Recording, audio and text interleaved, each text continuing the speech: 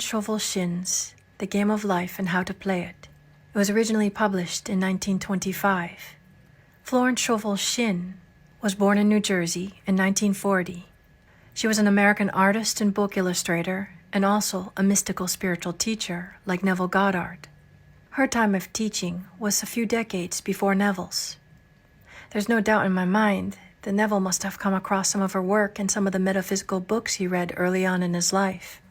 Although I came across this author some time ago, I'd like to thank my viewers like Renee for bringing it up again to me, because it is really such a wonderful book and very timely. And though I planned to read excerpts of this book, I probably ended up reading 99% of it. And without further ado, Florence Scovel Shinn's The Game of Life and How to Play It, chapters 1 through 10. Excerpts from The Game of Life and How to Play It by Florence Scovel Shinn. Chapter 1. The Game. Most people consider life a battle, but it is not a battle, it is a game. It is a game, however, which cannot be played successfully without the knowledge of spiritual law, and the Old and the New Testaments give the rules of the game with wonderful clearness. If he gives hate, he will receive hate. If he gives love, he will receive love. If he gives criticism, he will receive criticism. If he lies, he will be lied to. If he cheats, he will be cheated. We are taught also that the imagining faculty plays a leading part in the game of life. This means that what man images sooner or later externalizes in his affairs. I know of a man who feared a certain disease. It was a very rare disease and difficult to get, but he pictured it continually and read about it until it manifested in his body, and he died, the victim of distorted imagination. So we see, to play successfully the game of life, we must train the imaging faculty. A person with an imaging faculty trained to image only good brings into his life every righteous desire of his heart: health, wealth, love, friends, perfect self-expression, his highest ideals. The imagination has been called the scissors of the mind, and it is ever cutting, day by day, the pictures man sees there, and sooner or later he meets his own creations in his outer world. To train the imagination successfully, man must understand the workings of his mind. The Greeks said, "Know thyself." There are three departments of the mind: the subconscious, conscious, and superconscious. The subconscious is simply power without direction. It is like steam or electricity, and it does what it is directed to do. It has no power of induction. Whatever man feels deeply or images clearly is impressed upon the subconscious mind and carried out in minutest detail. For example, a woman I know, when a child, always made believe she was a widow. She dressed up in black clothes and wore a long black veil, and people thought she was very clever and amusing. She grew up and married a man with whom she was deeply in love. In a short time he died, and she wore black and a sweeping veil for many years. The picture of herself as a widow was impressed upon the subconscious mind, and in due time worked itself out, regardless of the havoc created. The conscious mind has been called mortal or carnal mind. It is a human mind and sees life as it appears to be. It sees death, disaster, sickness, poverty, and limitation of every kind, and it impresses the subconscious. The superconscious mind is the God mind within each man, and is the realm of perfect ideas. In it is the perfect pattern spoken of by Plato, the divine design. For there is a divine design for each person. There is a place that you are to fill and no one else can fill, something you are to do, which no one else can do. There is a perfect picture of this in the superconscious mind. It usually flashes across the conscious as an unattainable ideal, something too good to be true. In reality, it is man's true destiny or destination, flashed to him from the infinite intelligence which is within himself. Many people, however, are in ignorance of their true destinies and are striving for things and situations which do not belong to them and would only bring failure and dissatisfaction if attained. For example, a woman came to me and asked me to speak the word, that she would marry a certain man with whom she was very much in love. She called him A. B. I replied that this would be a violation of spiritual law, but that I would speak the word for the right man, the divine selection, the man who belonged to her by divine right. I added, if A.B. is the right man, you can't lose him, and if he isn't, you will receive his equivalent. She saw A.B. frequently, but no headway was made in their friendship. One evening she called and said, "Do you know, for the last week, A.B. hasn't seemed so wonderful to me." I replied, "Maybe he is not the divine selection. Another man may be the right one." Soon after that, she met another man who fell in love with her at once, and who said she was his ideal. In fact, he said all the things that she had always wished A.B. would say to her. She remarked, it was quite uncanny. She soon returned his love and lost all interest in A.B. This shows the law of substitution. A right idea was substituted for a wrong one. Therefore, there was no loss or sacrifice involved. Many people have brought disaster into their lives through idle words. For example, a woman once asked me why her life was now one of poverty, of limitation. Formerly, she had a home, was surrounded by beautiful things, and had often tired of the management of her home, and had said repeatedly, "I'm sick and tired of things. I wish I lived in a trunk." And she added, "Today I am living in that trunk." She had spoken herself into a trunk. The subconscious mind has no sense of humor, and people often joke themselves into unhappy experiences. For example, a woman who had a great deal of money joked continually about getting ready for the poorhouse. In a few years, she was almost destitute, having impressed the subconscious mind with a picture of lack and limitation. Fortunately, the law works both ways, and a situation of lack may be changed to one of plenty. For example, a woman came to me one hot summer's day for a treatment for prosperity. She was worn out, dejected, and discouraged. She said she possessed just $8 in the world. I said, "Good, we'll bless the $8 and multiply them, as Jesus Christ multiplied the loaves and fishes, for he taught that every man has the power to bless and to multiply, to heal and to prosper." She said, "What shall I do next?" I replied, "Follow intuition." I replied, "Follow intuition. Have you a hunch to do anything or to go anywhere?"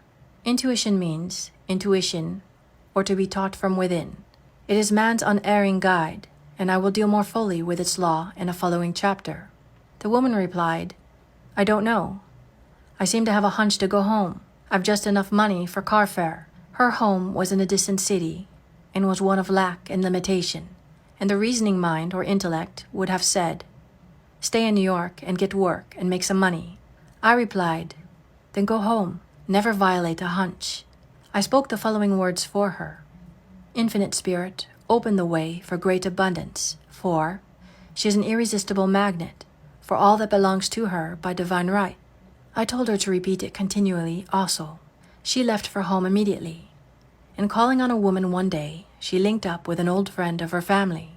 Through this friend, she received thousands of dollars in a most miraculous way. She has said to me often, "Tell people about the woman who came to you with $8 and a hunch." There is always plenty on man's pathway, but it can only be brought into manifestation through desire, faith, or the spoken word. Jesus Christ brought out clearly that man must make the first move. Ask, and it shall be given you. Seek, and you shall find. Knock, and it shall be opened unto you. In the scriptures we read, "Concerning the works of my hands command ye me." Infinite intelligence, God, is ever ready to carry out man's smallest or greatest demands. Every desire uttered or expressed is a demand. We are often startled by having a wish suddenly fulfilled. For example, one Easter, having seen many beautiful rose trees in the florist's windows, I wished I would receive one, and for an instant saw it mentally being carried in the door. Easter came, and with it a beautiful rose tree. I thanked my friend that following day, and told her it was just what I had wanted. She replied, "I didn't send you a rose tree, I sent you lilies." The man had mixed the order and sent me a rose tree simply because I had started the law in action, and I had to have a rose tree. Nothing stands between man and his highest ideals and every desire of his heart, but doubt and fear. When man can wish without worrying, every desire will be instantly fulfilled. I will explain more fully in a following chapter the scientific reason for this, and fear must be erased from the consciousness. It is man's only enemy. fear of lack, fear of failure, fear of sickness, fear of loss, and a feeling of insecurity on some plane. Jesus Christ said, "Why are ye fearful, O ye of little faith?" So we can see we must substitute faith for fear is only inverted faith. It is faith in evil instead of good. The object of the game of life is to see clearly one's good and to obliterate all mental pictures of evil. This must be done by impressing the subconscious mind with a realization of good. A very brilliant man who has attained great success told me he had suddenly erased all fear from his consciousness by reading a sign which hung in a room. He saw printed in large letters this statement: "Why worry? It will probably never happen." These words were stamped indelibly upon his subconscious mind, and he has now a firm conviction that only good can come into his life. Therefore, only good can manifest. In the following chapter, I will deal with the different methods of impressing the subconscious mind. It is man's faithful servant, but one must be careful to give it the right orders. Man has ever a silent listener at his side, his subconscious mind. Every thought, every word is impressed upon it and carried out in amazing detail. It is like a singer making a record on the sensitive disc of the phonographic plate. Every note and tone of the singer's voice is registered. If he coughs or hesitates, it is registered also. So let us break all the old bad records in the subconscious mind, the records of our lives which we do not wish to keep, and make new and beautiful ones. Speak these words aloud, with power and conviction. I now smash and demolish, by my spoken word, every untrue record in my subconscious mind. They shall return to the dust heap of their native nothingness, for they came from my own vain imaginings. I now make my perfect records through the Christ within, the records of health, wealth, love, and perfect self-expression. This is the square of life, the game completed. In the following chapters, I will show you how man can change his conditions by changing his words. Any man who does not know the power of the word is behind the times. Death and life are in the power of the tongue. This concludes Chapter 1. Chapter 2. The Law of Prosperity. One of the greatest messages given to the race through the Scripture is that God is man's supply, and that man can release, through his spoken word, all that belongs to him by divine right. He must, however, have perfect faith in his spoken word.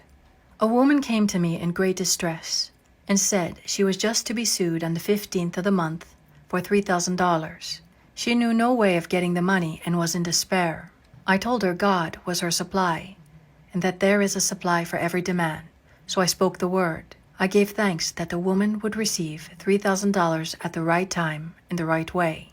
I told her she must have perfect faith and act her perfect faith. The 15th came, but no money had materialized. She called me on the phone and asked what she should do. I replied, "It is Saturday, so they won't sue you today. Your part is to act rich, thereby showing perfect faith that you will receive it by Monday." She asked me to lunch with her to keep up her courage. When I joined her at a restaurant, I said, "This is no time to economize. Order an expensive luncheon. Act as if you have already received the $3,000. The next morning she called me on the phone and asked me to stay with her during the day. I said no. You are divinely protected and God is never too late. In the evening, she phoned again, greatly excited, and said, "My dear, a miracle has happened. I was sitting in my room this morning when the doorbell rang. I saw to the maid, 'Don't let anyone in.' The maid, however, looked out the window and said, 'It's your cousin with the long white beard.' So I said, 'Call him back. I would like to see him.' He was just turning the corner when he heard the maid's voice, and he came back. He talked for about an hour, and just as he was leaving, he said, 'Oh, by the way, how are your finances?' I told him I needed the money, and he said, 'Why, my dear, I will give you $3,000 the first of the month.' I didn't like to tell him I was going to be sued. What shall I do? I won't receive it till the first of the month, and I must have it tomorrow. I said, 'I'll keep on treating.' I said, 'Spirit is never too late. I give thanks she has received the money on the invisible plane, and that it manifests on time.' The next morning her cousin called her up and said, 'Come to my office this morning, and I will give you the money.' That afternoon, she had $3,000 to her credit in the bank and wrote checks as rapidly as her excitement could permit. If one asks for success and prepares for failure, he will get the situation he has prepared for. For example, a man came to me asking to speak the word that a certain debt would be wiped out. I found he spent his time planning what he would say to the man when he did not pay his bill, thereby neutralizing my words. He should have seen himself paying the debt. We have a wonderful illustration of this in the Bible. Man must prepare for the thing he has asked for when there isn't the slightest sign of it in sight. For example, a woman found it necessary to look for an apartment during the year when there was a great shortage of apartments in New York. It was considered almost an impossibility, and her friends were sorry for her and said, "Isn't it too late? You'll have to store your furniture and live in a hotel." She replied, "You needn't feel sorry for me. I'm a Superman, and I'll get an apartment." She spoke the words, "Infinite Spirit, open the way for the right apartment." She knew there was a supply for every demand, and that she was unconditioned, working on the spiritual plane, and that one with God is a majority. She had contemplated buying new blankets when the tempter, the adverse thought or reasoning mind, suggested, "Don't buy the blankets. Perhaps after all you won't get an apartment, and you will have no use for them." She promptly replied to herself, "I'll dig my ditches by buying the blankets." So she prepared for the apartment, acted as though she already had it. She found one in a miraculous way, and it was given to her, although there was over 200 other applicants. The blankets showed active faith. We have a wonderful illustration of this in the Bible relating to the 3 kings who were in the desert without water for their men and horses. They consulted the prophet Elisha, who gave them this astonishing message. "Thus saith the Lord, Ye shall not see wind, neither shall ye see rain, yet make this valley full of ditches." Man must prepare for the thing he asked for when there isn't the slightest sign of it in sight. It is needless to say that the ditches dug by the 3 kings in the desert were filled to overflowing. Getting into the spiritual swing of things is no easy matter for the average person. The adverse thoughts of doubt and fear surge from the subconscious. They are the army of the aliens, which must be put to flight. This explains why it is so often darkest before the dawn. A big demonstration is usually preceded by tormenting thoughts. Having made a statement of high spiritual truth, one challenges the old beliefs in the subconscious, and error is exposed to be put out. This is the time when one must make his affirmations of truth repeatedly, and rejoice and give thanks that he has already received. "Before ye call, I shall answer." This means that every good and perfect gift is already man's, awaiting his recognition. Man can only receive what he sees himself receiving. The children of Israel were told that they could have all the land they could see. This is true of every man. He has only the land within his own mental vision. Every great work, every big accomplishment, has been brought into manifestation through holding to the vision, and often just before the big achievement comes apparent failure and discouragement. The children of Israel, when they reached the promised land, were afraid to go in, for they said it was filled with giants who made them feel like grasshoppers. And there we saw the giants, and we were in our own sight as grasshoppers. This is almost every man's experience. However, the one who knows spiritual law is undisturbed by appearance and rejoices while he is yet in captivity. That is, he holds to his vision and gives thanks that the end is accomplished, he has received. Jesus Christ gave a wonderful example of this. He said to his disciples, "Say not ye, there are yet 4 months, and then cometh the harvest? Behold, I say unto you, lift up your eyes and look on the fields, for they are ripe already to harvest." His clear vision pierced the world of matter, and he saw clearly the 4th dimensional world, things as they really are, perfect and complete in divine mind. So man must ever hold the vision of his journey's end and demand the manifestation of that which he has already received. It may be as perfect health, love, supply, self-expression, home, or friends.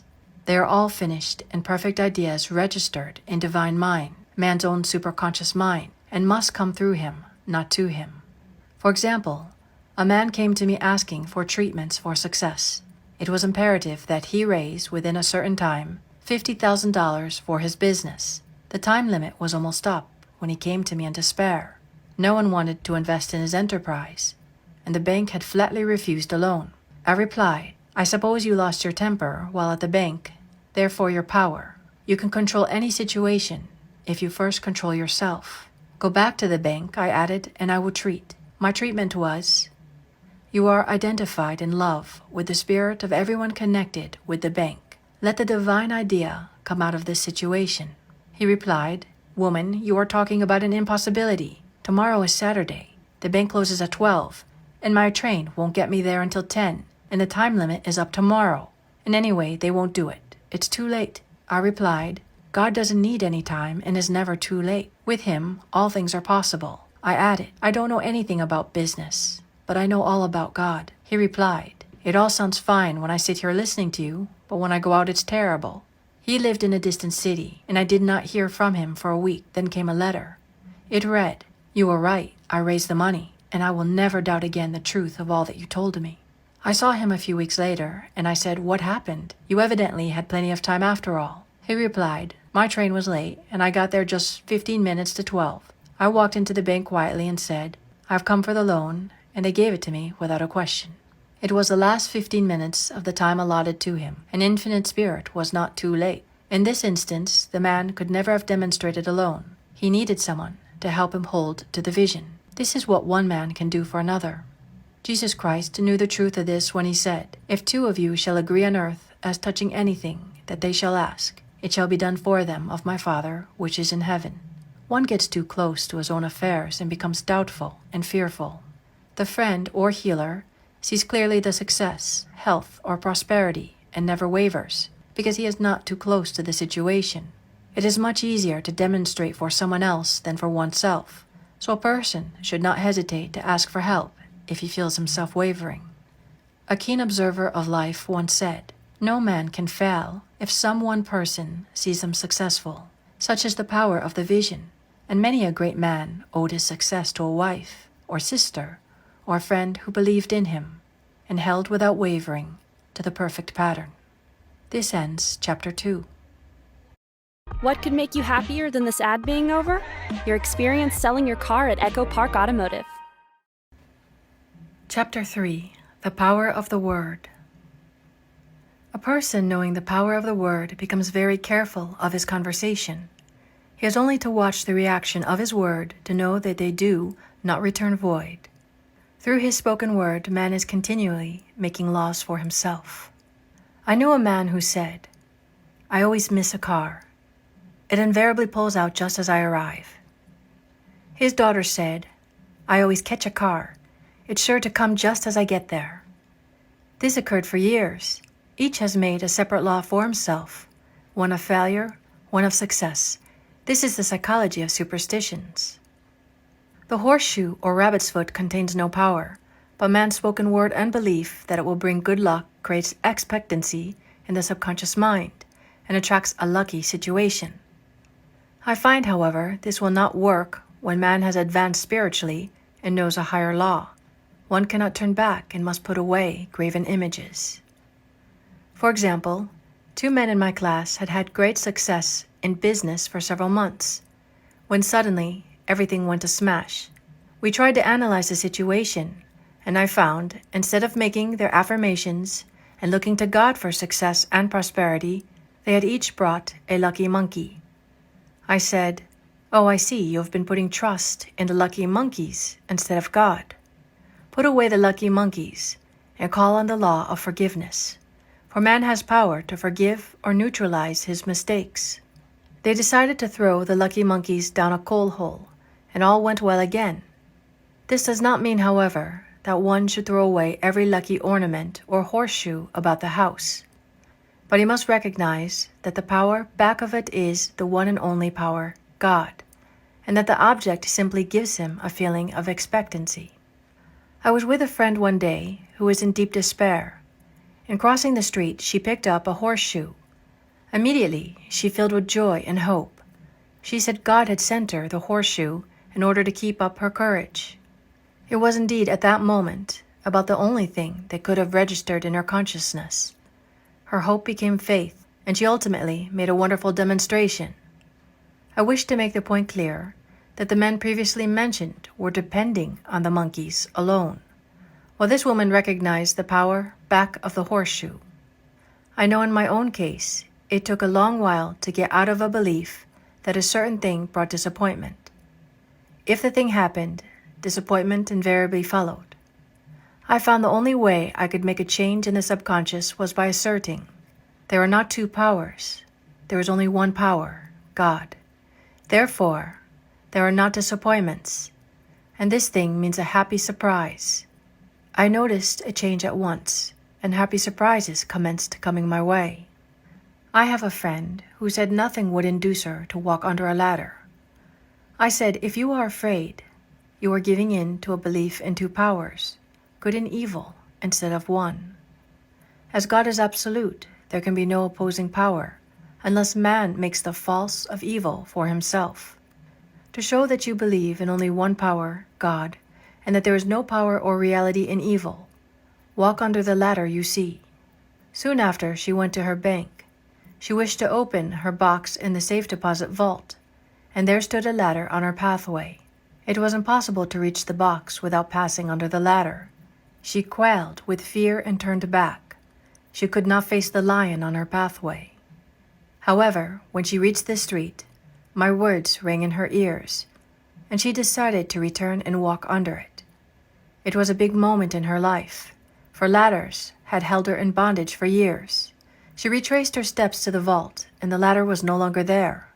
This so often happens. If one is willing to do a thing he is afraid to do, he does not have to. It is the law of non-resistance, which is so little understood. Someone has said that courage contains genius and magic. Face a situation fearlessly, and there is no situation to face. It falls away of its own weight. The explanation is that fear attracted the ladder on the woman's pathway, and fearlessness removed it. Thus the invisible forces are ever working for man who is always pulling the strings himself, though he does not know it. Owing to the vibratory power of words, whatever man voices, he begins to attract. People who continually speak of disease invariably attract it. After man knows the truth, he cannot be too careful of his words. For example, I have a friend who often says on the phone, "Do come to see me and have an old-fashioned chat."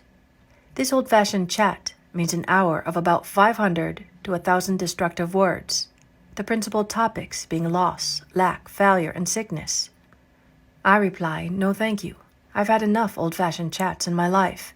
They are too expensive, but I will be glad to have a new-fashioned chat and talk about what we want, not what we don't want. There is an old saying that man only dares use his words for three purposes: to heal, bless, or prosper. What man says of others will be said of him, and what he wishes for another, he is wishing for himself. Curses, like chickens, come home to roost. If a man wishes someone bad luck, he is sure to attract bad luck himself. If he wishes to aid someone in success, he is wishing and aiding himself to success. The body may be renewed and transformed through the spoken word and clear vision, and disease be completely wiped out of the consciousness. The metaphysician knows that all disease has a mental correspondence, and in order to heal the body, one must first heal the soul. The soul is the subconscious mind, and it must be saved from wrong thinking. In the 23rd Psalm we read, "He restoreth my soul." This means that the subconscious mind or soul must be restored with the right ideas, and the mystical marriage is the marriage of the soul and the spirit, or the subconscious and superconscious mind. They must be one. When the subconscious is flooded with the perfect ideas of the superconscious, God and man are one. I and the Father are one. That is, he is one with the realm of perfect ideas. He is the man made in God's likeness and image, imagination, and is given power and dominion over all created things, his mind, body, and affairs. It is safe to say that all sickness and unhappiness comes from the violation of the law of love. A new commandment I give unto you: love one another. And in the game of life, love or goodwill takes every trick. For example, a woman I know had for years an appearance of a terrible skin disease. The doctors told her it was incurable. and she was in despair. She was on the stage, and she feared she would soon have to give up her profession, and she had no other means of support. She, however, procured a good engagement, and on the opening night made a great hit. She received flattering notices from the critics and was joyful and elated. The next day she received a notice of dismissal. A man in the cast had been jealous of her success and had caused her to be sent away. She felt hatred and resentment taking complete possession of her, and she cried out, "Oh God, don't let me hate that man." That night she worked for hours in the silence. She said, "I soon came into a very deep silence. I seemed to be at peace with myself, with the man, and with the whole world. I continued this for the 2 following nights, and on the 3rd day, I found I was healed completely of the skin disease. In asking for love or goodwill, she had fulfilled the law, for love is a fulfilling of the law, and the disease which came from subconscious resentment was wiped out. Continual criticism produces rheumatism, as critical, inharmonious thoughts cause unnatural deposits in the blood which settle in the joints. False growths are caused by jealousy, hatred, unforgiveness, fear, etc. Every disease is caused by a mind not at ease. I said once in my class, there is no use asking anyone what's the matter with you. We might just as well say, who's the matter with you? Unforgiveness is the most prolific cause of disease. It will harden arteries or liver and affect the eyesight. In its train are endless ills. I called on a woman one day who said she was ill from having eaten a poisoned oyster.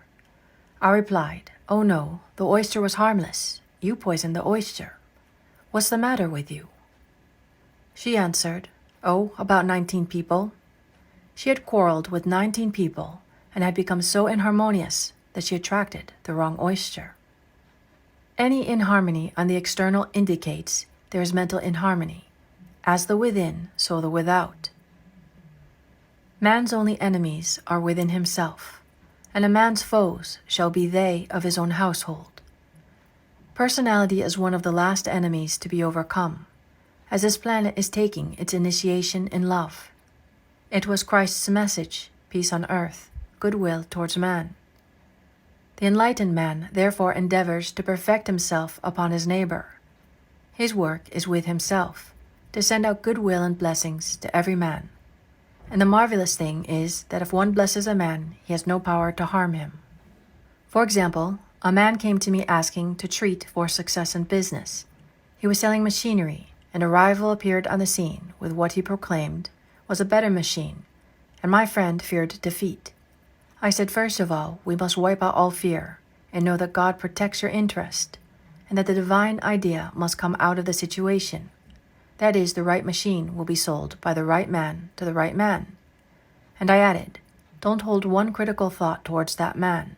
Bless him all day, and be willing not to sell your machine if it isn't the divine idea. So he went to the meeting fearless and non-resistant and blessing the other man. He said the outcome was very remarkable. The other man's machine refused to work, and he sold his without the slightest difficulty. But I say unto you, love your enemies, bless them that curse you, do good to them that hate you, and pray for them which spitefully use you and persecute you. Goodwill produces a great aura of protection about the one who sends it, and no weapon that is formed against him shall prosper. In other words, love and goodwill destroy the enemies with oneself, and therefore one has no enemies on the external. There is peace on earth for him who sends goodwill to man. This ends Chapter 3.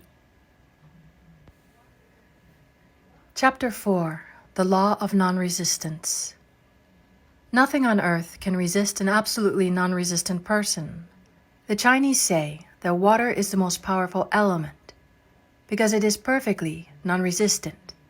It can wear away a rock and sweep all before it. Jesus Christ said, "Resist not evil," for he knew in reality there is no evil, therefore nothing to resist. Evil has come of man's vain imagination, or a belief in two powers, good and evil. There is an old legend that Adam and Eve ate of Maya, the tree of illusion, and saw two powers instead of one power, God. Therefore, evil is a false law man has made for himself, through the psychoma or soul sleep. Soul sleep means that man's soul has been hypnotized by the race belief of sin, sickness, and death, etc., which is carnal or mortal thought, and his affairs have outpictured his illusions. We have heard in previous chapters that man's soul is his subconscious mind, and whatever he feels deeply, good or bad, is outpictured by the faithful servant. His body and affairs show forth what he has been picturing. The sick man has pictured sickness, the poor man poverty, the rich man wealth. People often say, why does a little child attract illness when it is too young even to know what it means? I answer that children are sensitive and receptive to the thoughts of others around them, and often outpicture the fears of their parents. I heard a metaphysician once say, if you do not run your subconscious mind yourself, someone else will run it for you.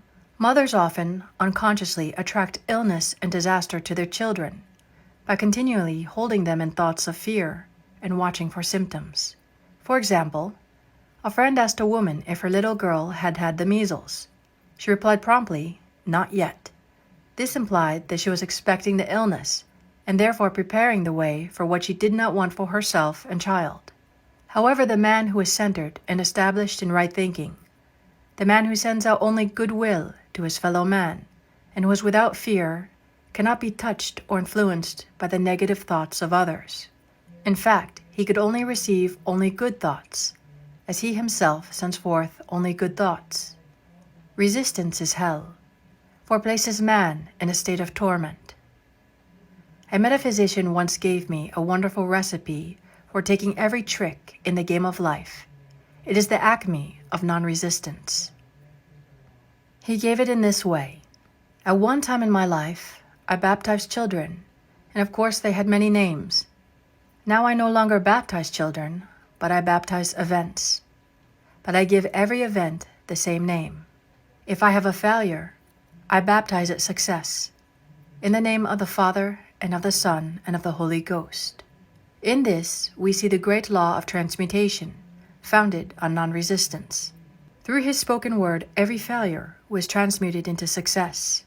For example, a woman who required money and who knew the spiritual law of opulence was thrown continually in a business way with a man who made her feel very poor.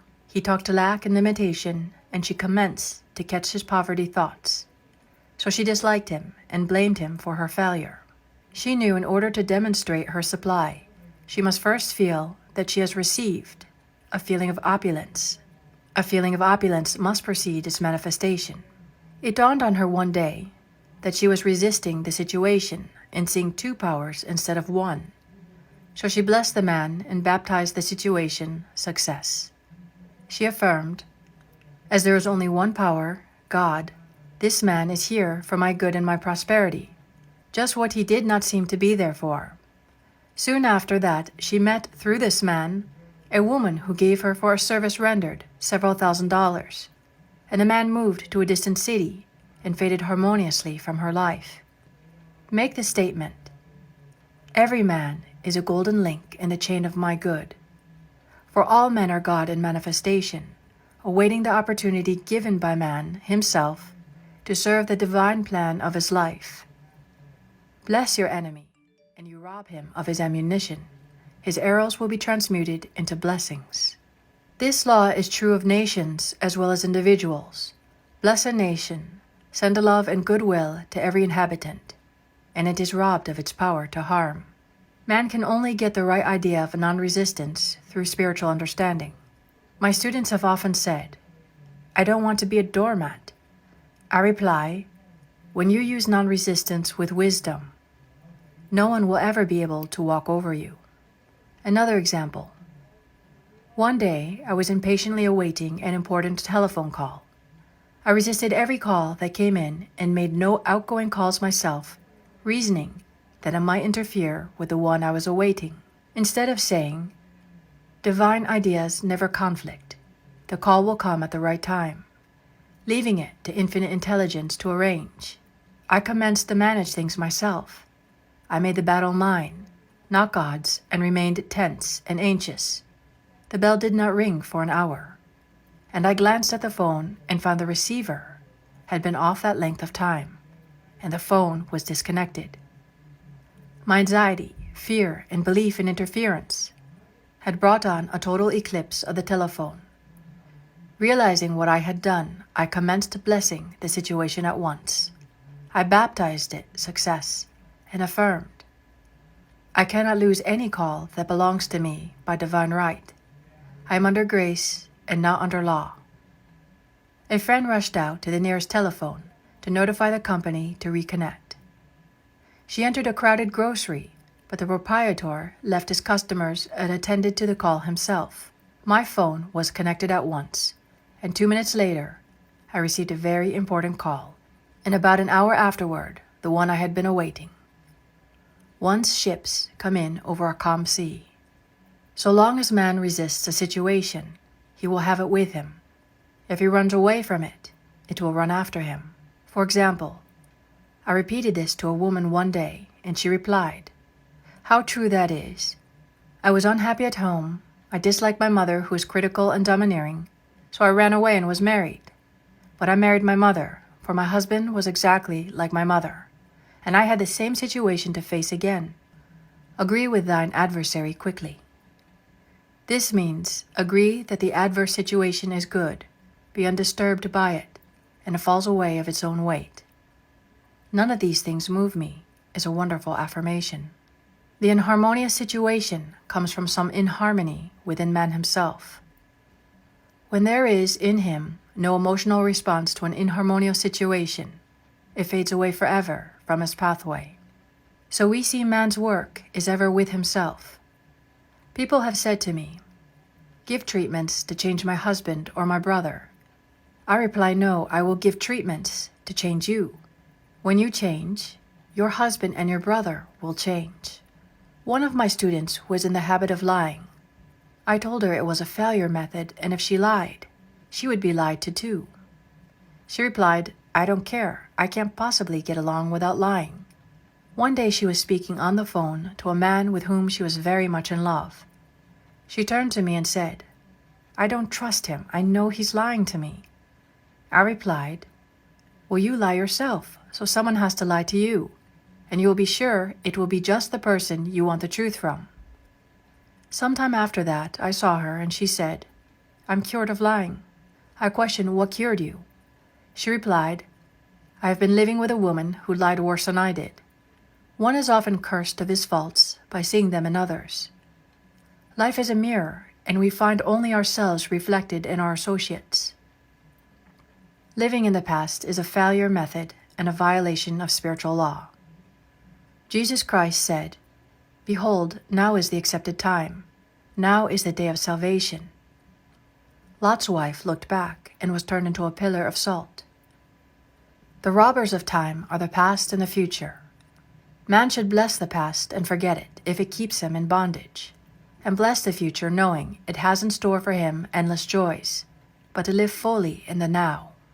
For example, a woman came to me complaining that she had no money with which to buy Christmas gifts. She said, last year was so different. I had plenty of money and gave lovely presents, and this year I have scarcely a cent. I replied, you will never demonstrate money while you are pathetic and live in the past. Live fully in the now and get ready to give Christmas presents. Dig your ditches and the money will come. She exclaimed, I know what to do. I will buy some tinsel twine, Christmas seals, and wrapping paper. I replied, do that, and the presents will come and stick themselves to the Christmas seals. This too was showing financial fearlessness and faith in God, as the reasoning mind said, keep every cent you have, as you are not sure you will get any more. She bought the seals, paper, and twine, and a few days before Christmas received a gift of several $100s. Buying the seals and twine had impressed the subconscious with expectancy and opened the way for the manifestation of the money. She purchased all the presents in plenty of time. Man must live suspended in the moment. Look well, therefore, to this day. Look well, therefore, to this day. Such is the salvation of the dawn. He must be spiritually alert, ever waiting his leads, taking advantage of every opportunity. One day, I said continually, silently, "Infinite Spirit, don't let me miss a trick." And something very important was told to me that evening. It is most necessary to begin the day with the right words. Make an affirmation immediately upon waking. For example, "Thy will be done this day. Today is a day of completion. I give thanks for this perfect day. Miracle shall follow miracle and wonders shall never cease." Make this a habit and one will see wonders and miracles come into his life. One morning I picked up a book and read, "Look with wonder at that which is before you." It seemed to be my message for the day, so I repeated again and again, "Look with wonder at that which is before you." At about noon, a large sum of money was given me, which I had been desiring for a certain purpose. In the following chapter, I will give affirmations that I have found most effective. However, one should never use an affirmation unless it is absolutely satisfying and convincing to his own consciousness. And often, an affirmation is changed to suit different people. For example, the following has brought success to many. "I have a wonderful work in a wonderful way. I give wonderful service for wonderful pay." I gave the first two lines to one of my students, and she added the last two. It made a most wonderful statement, as there should always be perfect payment for perfect service, and a rhyme sinks easily into the subconscious. She went about singing it aloud, and soon did receive wonderful work in a wonderful way, and gave wonderful service for wonderful pay. Another student, a businessman, took it and changed the word work to business. He repeated, "I have a wonderful business in a wonderful way, and I give wonderful service for wonderful pay." That afternoon, he made a $41,000 deal, though there had been no activity in his affairs for months. Every affirmation must be carefully worded and completely cover the ground. For example, I know a woman who is in great need and made a demand for work. She received a great deal of work, but was never paid anything. She now knows to add, "wonderful service for wonderful pay." It is man's divine right to have plenty, more than enough. His barns should be full, and his cup should flow over. This is God's idea for man. And when man breaks down the barriers of lack in his own consciousness, the golden age will be his, and every righteous desire of his heart fulfilled. This ends Chapter 4. Chapter 5. The Law of Karma and the Law of Forgiveness. Man receives only that which he gives. The game of life is a game of boomerangs. Man's thoughts, deeds, and words return to him sooner or later with astounding accuracy. This is the law of karma, which is Sanskrit for comeback. Whatsoever a man soweth, that shall he also reap. For example, a friend told me this story of herself, illustrating the law. She said, "I make all my karma on my aunt. Whatever I say to her, someone says to me. I am often irritable at home, and one day said to my aunt, who was talking to me during dinner, 'No more talk. I wish to eat in peace.' The following day, I was lunching with a woman with whom I wished to make a great impression. I was talking animatedly when she said, 'No more talk. I wish to eat in peace.' My friend is high in consciousness, so her karma returns much more quickly than to one on the mental plane. The more a man knows, the more he is responsible for, and a person with a knowledge of spiritual law, which he does not practice, suffers greatly in consequence. The fear of the Lord, law, is the beginning of wisdom. If we read the word law, it will make many passages in the Bible much clearer. Vengeance is mine. I will repay, saith the Lord, law. It is the law which takes vengeance, not God. God sees man perfect, created in his own image, imagination, and given power and dominion. This is the perfect idea of man registered in divine mind, awaiting man's recognition. For man can only be what he sees himself to be, and only attain what he sees himself attaining. Nothing ever happens without an onlooker is an ancient saying. Man sees first his failure or success, his joy or sorrow, before it swings into visibility from the scenes set in his own imagination. We have observed this in the mother picturing disease for her child, or a woman seeing success for her husband. Obedience precedes authority, and the law obeys man when he obeys the law. The law of electricity must be obeyed before it becomes man's servant. When handled ignorantly, it becomes man's deadly foe. So with the laws of mind. For example, a woman with a strong personal will wished she owned a house which belonged to an acquaintance, and she often made mental pictures of herself living in the house. In the course of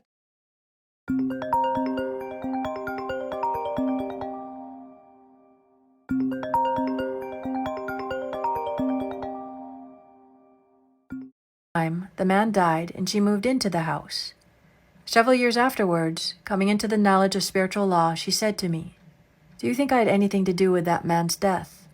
I replied, "Yes, your desire was so strong, everything made way for it. But you paid your karmic debt. Your husband, who you loved devotedly, died soon after, and the house was a white elephant on your hands for years." The original owner, however, could not have been affected by her thoughts, had he been positive in the truth, nor her husband, but they were both under karmic law. The woman should have said, feeling the great desire for the house, "Infinite intelligence, give me the right house, equally as charming as this, the house which is mine by divine right." The divine selection would have given perfect satisfaction and brought good to all. The divine pattern is the only safe pattern to work by. Desire is a tremendous force, and must be directed in the right channels, or chaos ensues. In demonstrating the most important step is the first step, to ask aright. Man should always demand only that which is his by divine right. To go back to the illustration, had the woman taken this attitude, "If this house I desire is mine, I cannot lose it. If it is not, give me its equivalent," the man might have decided to move out harmoniously, had it been the divine selection for her, or another house would have been substituted. Anything forced into manifestation through personal will is always ill-got, and has ever bad success. Man is admonished, "My will be done, not thine," and the curious thing is man always gets just what he desires when he does relinquish personal will, thereby enabling infinite intelligence to work through him. For example, a woman came to me in great distress. Her daughter had determined to take a very hazardous trip, and the mother was filled with fear. She said she had used every argument, had pointed out the dangers to be encountered, and forbidden her to go. But the daughter became more and more rebellious and determined.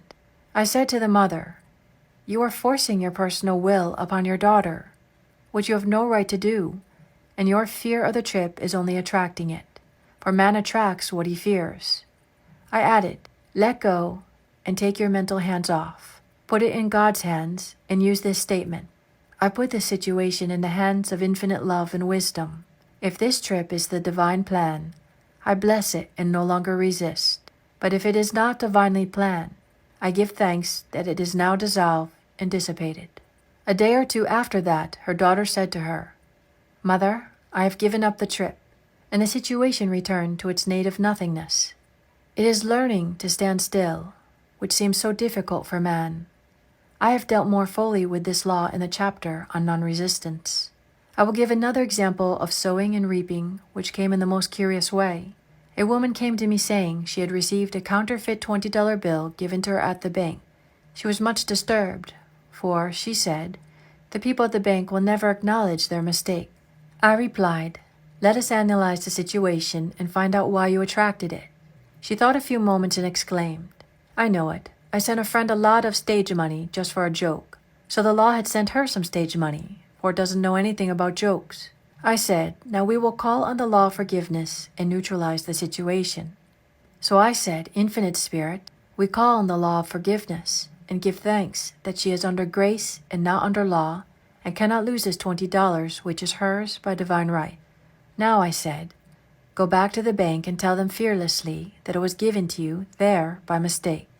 She obeyed, and to her surprise, they apologized and gave her another bill, treating her most courteously.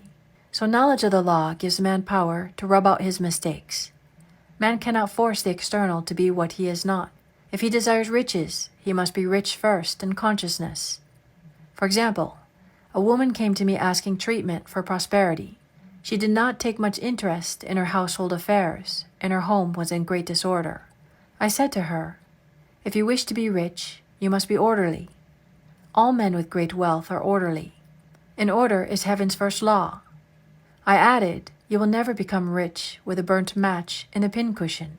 She had a good sense of humor and commenced immediately putting her house in order. She arranged furniture, straightened out bureau drawers, cleaned rugs, and soon made a big financial demonstration, a gift from a relative. The woman herself became made over and keeps herself keyed up financially by being ever watchful of the external and expecting prosperity, knowing God is her supply. Many people are in ignorance of the fact that gifts and things are investments, and that hoarding and saving invariably leads to loss. There is that scattereth and yet increaseth, and there is that withholdeth more than is meet, but it tendeth to poverty. For example, I knew a man who wanted to buy a fur-lined overcoat. He and his wife went to various shops, but there was none he wanted. He said they were all too cheap-looking. At last he was shown one. The salesman said was valued at $1,000, but which the manager would sell him for $500, as it was late in the season. His financial possessions amounted to about $700. The reasoning mind would have said, "You can't afford to spend nearly all you have on a coat." But he was very intuitive and never reasoned. He turned to his wife and said, "If I get this coat, I'll make a ton of money." So his wife consented, weakly. About a month later, he received a $10,000 commission. The coat made him feel so rich, it linked him with success and prosperity. Without the coat, he would not have received the commission. It was an investment, paying large dividends. If man ignores these leadings to spend or to give, the same amount of money will go in an uninteresting or unhappy way.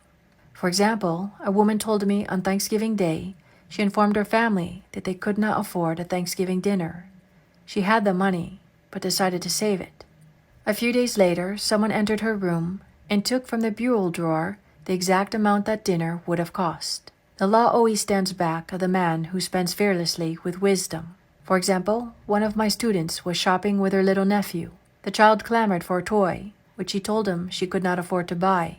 She realized suddenly that she was seeking lack and not recognizing God as her supply. So she bought the toy and on her way home, picked up in the street the exact amount of money she had paid for it. Man's supply is inexhaustible and unfailing when fully trusted, but faith or trust must precede the demonstration. According to your faith, be it unto you. Faith is the substance of things hoped for, the evidence of things not seen.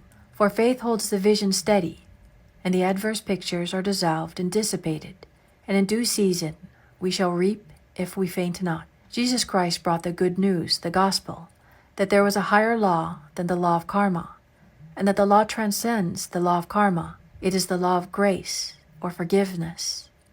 It is the law which frees man from the law of cause and effect, the law of consequence, under grace and not under law. We are told that on this plane man reaps where he has not sown. The gifts of God are simply poured out upon him. All that the kingdom affords is his. This continued state of bliss awaits the man who has overcome the race, or world, thought.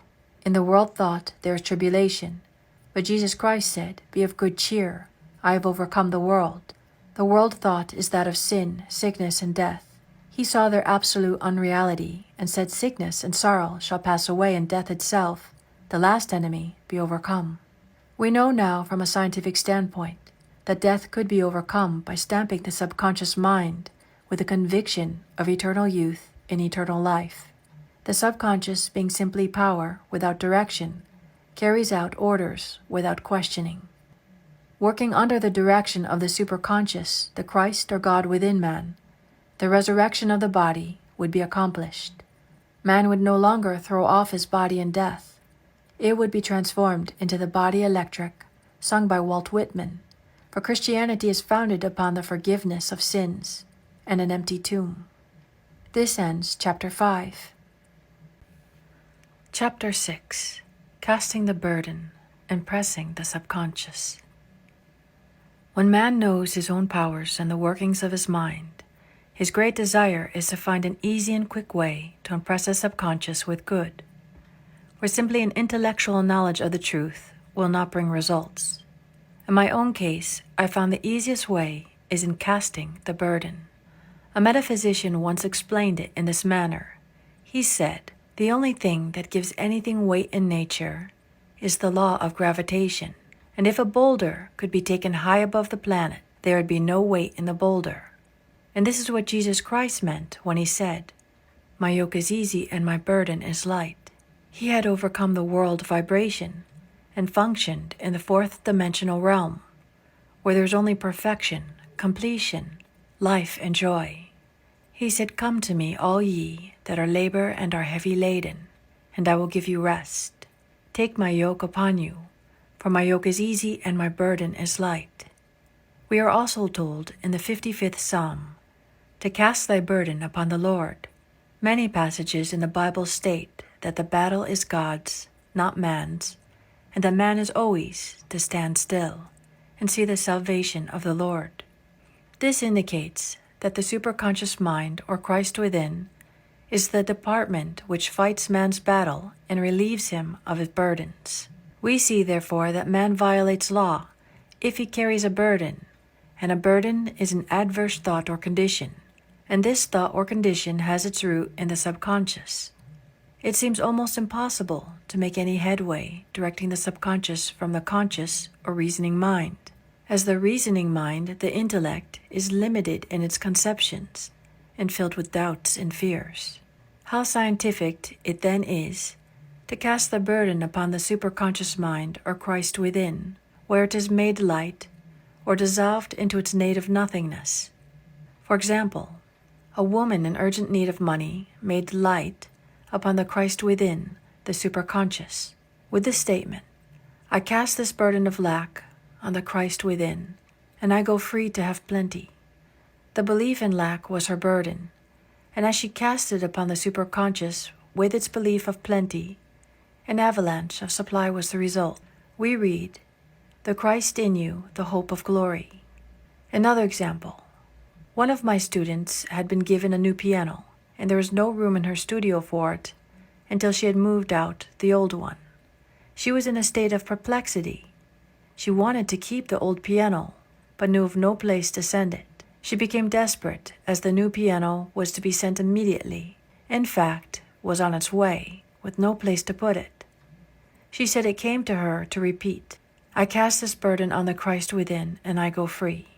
A few moments later, her phone rang and a woman friend asked if she might rent her old piano, and it was moved out a few minutes before the new one arrived. I knew a woman whose burden was resentment. She said, "I cast this burden of resentment on the Christ within, and I go free to be loving, harmonious, and happy." The almighty superconscious flooded the subconscious with love, and her whole life was changed. For years, resentment has held her in a state of torment and imprisoned her soul, the subconscious mind.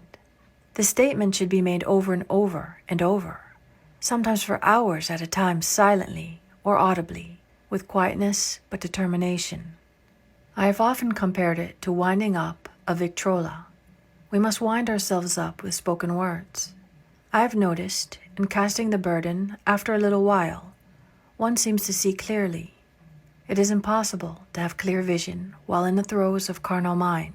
Doubts and fear poison the mind and body, and imagination runs riot, attracting disaster and disease. In steadily repeating the affirmation, "I cast this burden on the Christ within and go free," the vision clears, and with it, a feeling of relief, and sooner or later comes the manifestation of good, be it health, happiness, or supply. One of my students once asked me to explain the darkness before the dawn. I referred in a preceding chapter to the fact that often, before the big demonstration, everything seems to go wrong, and deep depression clouds the consciousness. It means that out of the subconscious are rising the doubts and fears of the ages. These old derelicts of the subconscious rise to the surface to be put out. It is then that man should clap his cymbals like the Jehoshaphat and give thanks that he is saved, even though he seems surrounded by the enemy, the situation of lack or disease. The student continued, How long must one remain in the dark? And I replied, until one can see in the dark, and casting the burden enables one to see in the dark. In order to impress the subconscious, active faith is always essential. Faith without works is dead. In these chapters, I have endeavored to bring out this point. Jesus Christ showed active faith when he commanded the multitude to sit down on the ground before he gave thanks for the loaves and fishes. I will give another example showing how necessary this step is. In fact, active faith is the bridge over which a man passes to his promised land. Through misunderstanding, a woman had been separated from her husband whom she loved deeply. He refused all offers of reconciliation and would not communicate with her in any way. Coming into the knowledge of spiritual law, she denied the appearance of separation. She made this statement, "There is no separation in divine mind. Therefore, I cannot be separated from the love and companionship which are mine by divine right." She showed active faith by arranging a place for him at the table every day, thereby impressing the subconscious with a picture of his return. Over a year passed, but she never wavered, and one day he walked in. The subconscious is often impressed through music. Music has a fourth-dimensional quality and releases the soul from imprisonment. It makes wonderful things seem possible and easy of accomplishment. I have a friend who uses her Victrola daily for this purpose. It puts her in a perfect harmony and releases the imagination. Another woman often dances while making her affirmations. The rhythm and harmony of music and motion carry her words forth with tremendous power. The student must also remember not to despise the day of small things. Invariably, before a demonstration come, signs of land. Before Columbus reached America, he saw birds and twigs, which showed him land was near. So it is with a demonstration, but often the student mistakes it for the demonstration itself and is disappointed. For example, a woman had spoken the word for a set of dishes. Not long afterwards, a friend gave her a dish which was old and cracked. She came to me and said, "Well, I asked for a set of dishes, and all I got was a cracked plate." I replied, "The plate was only a sign of land. It shows your dishes are coming. Look upon it as a bird and seaweed." And not long afterwards, the dishes came. Continually making believe impresses the subconscious. If one makes believe he is rich and makes believe he is successful, in due time he will reap. Children are always making believe, and except ye be converted and become as little children, ye shall not enter the kingdom of heaven. For example, I know of a woman who was very poor, but no one could make her feel poor. She earned a small amount of money from rich friends who constantly reminded her of her poverty, and to be careful in saving.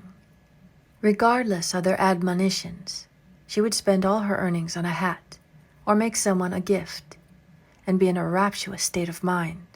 Her thoughts were always centered on beautiful clothes, and rings and things, but without envying others. She lived in a world of the wondrous, and only riches seemed real to her. Before long, she married a rich man, and rings and things became visible. I do not know whether the man was the divine selection, but opulence had to manifest in her life, as she had imaged only opulence. There is no peace or happiness for man until he has erased all fears from the subconscious. Fear is misdirected energy and must be redirected or transmuted into faith. I am asked so often by my students, "How can I get rid of fear?" I reply, by walking up to the things you are afraid of. The lion takes its fierceness from your fear.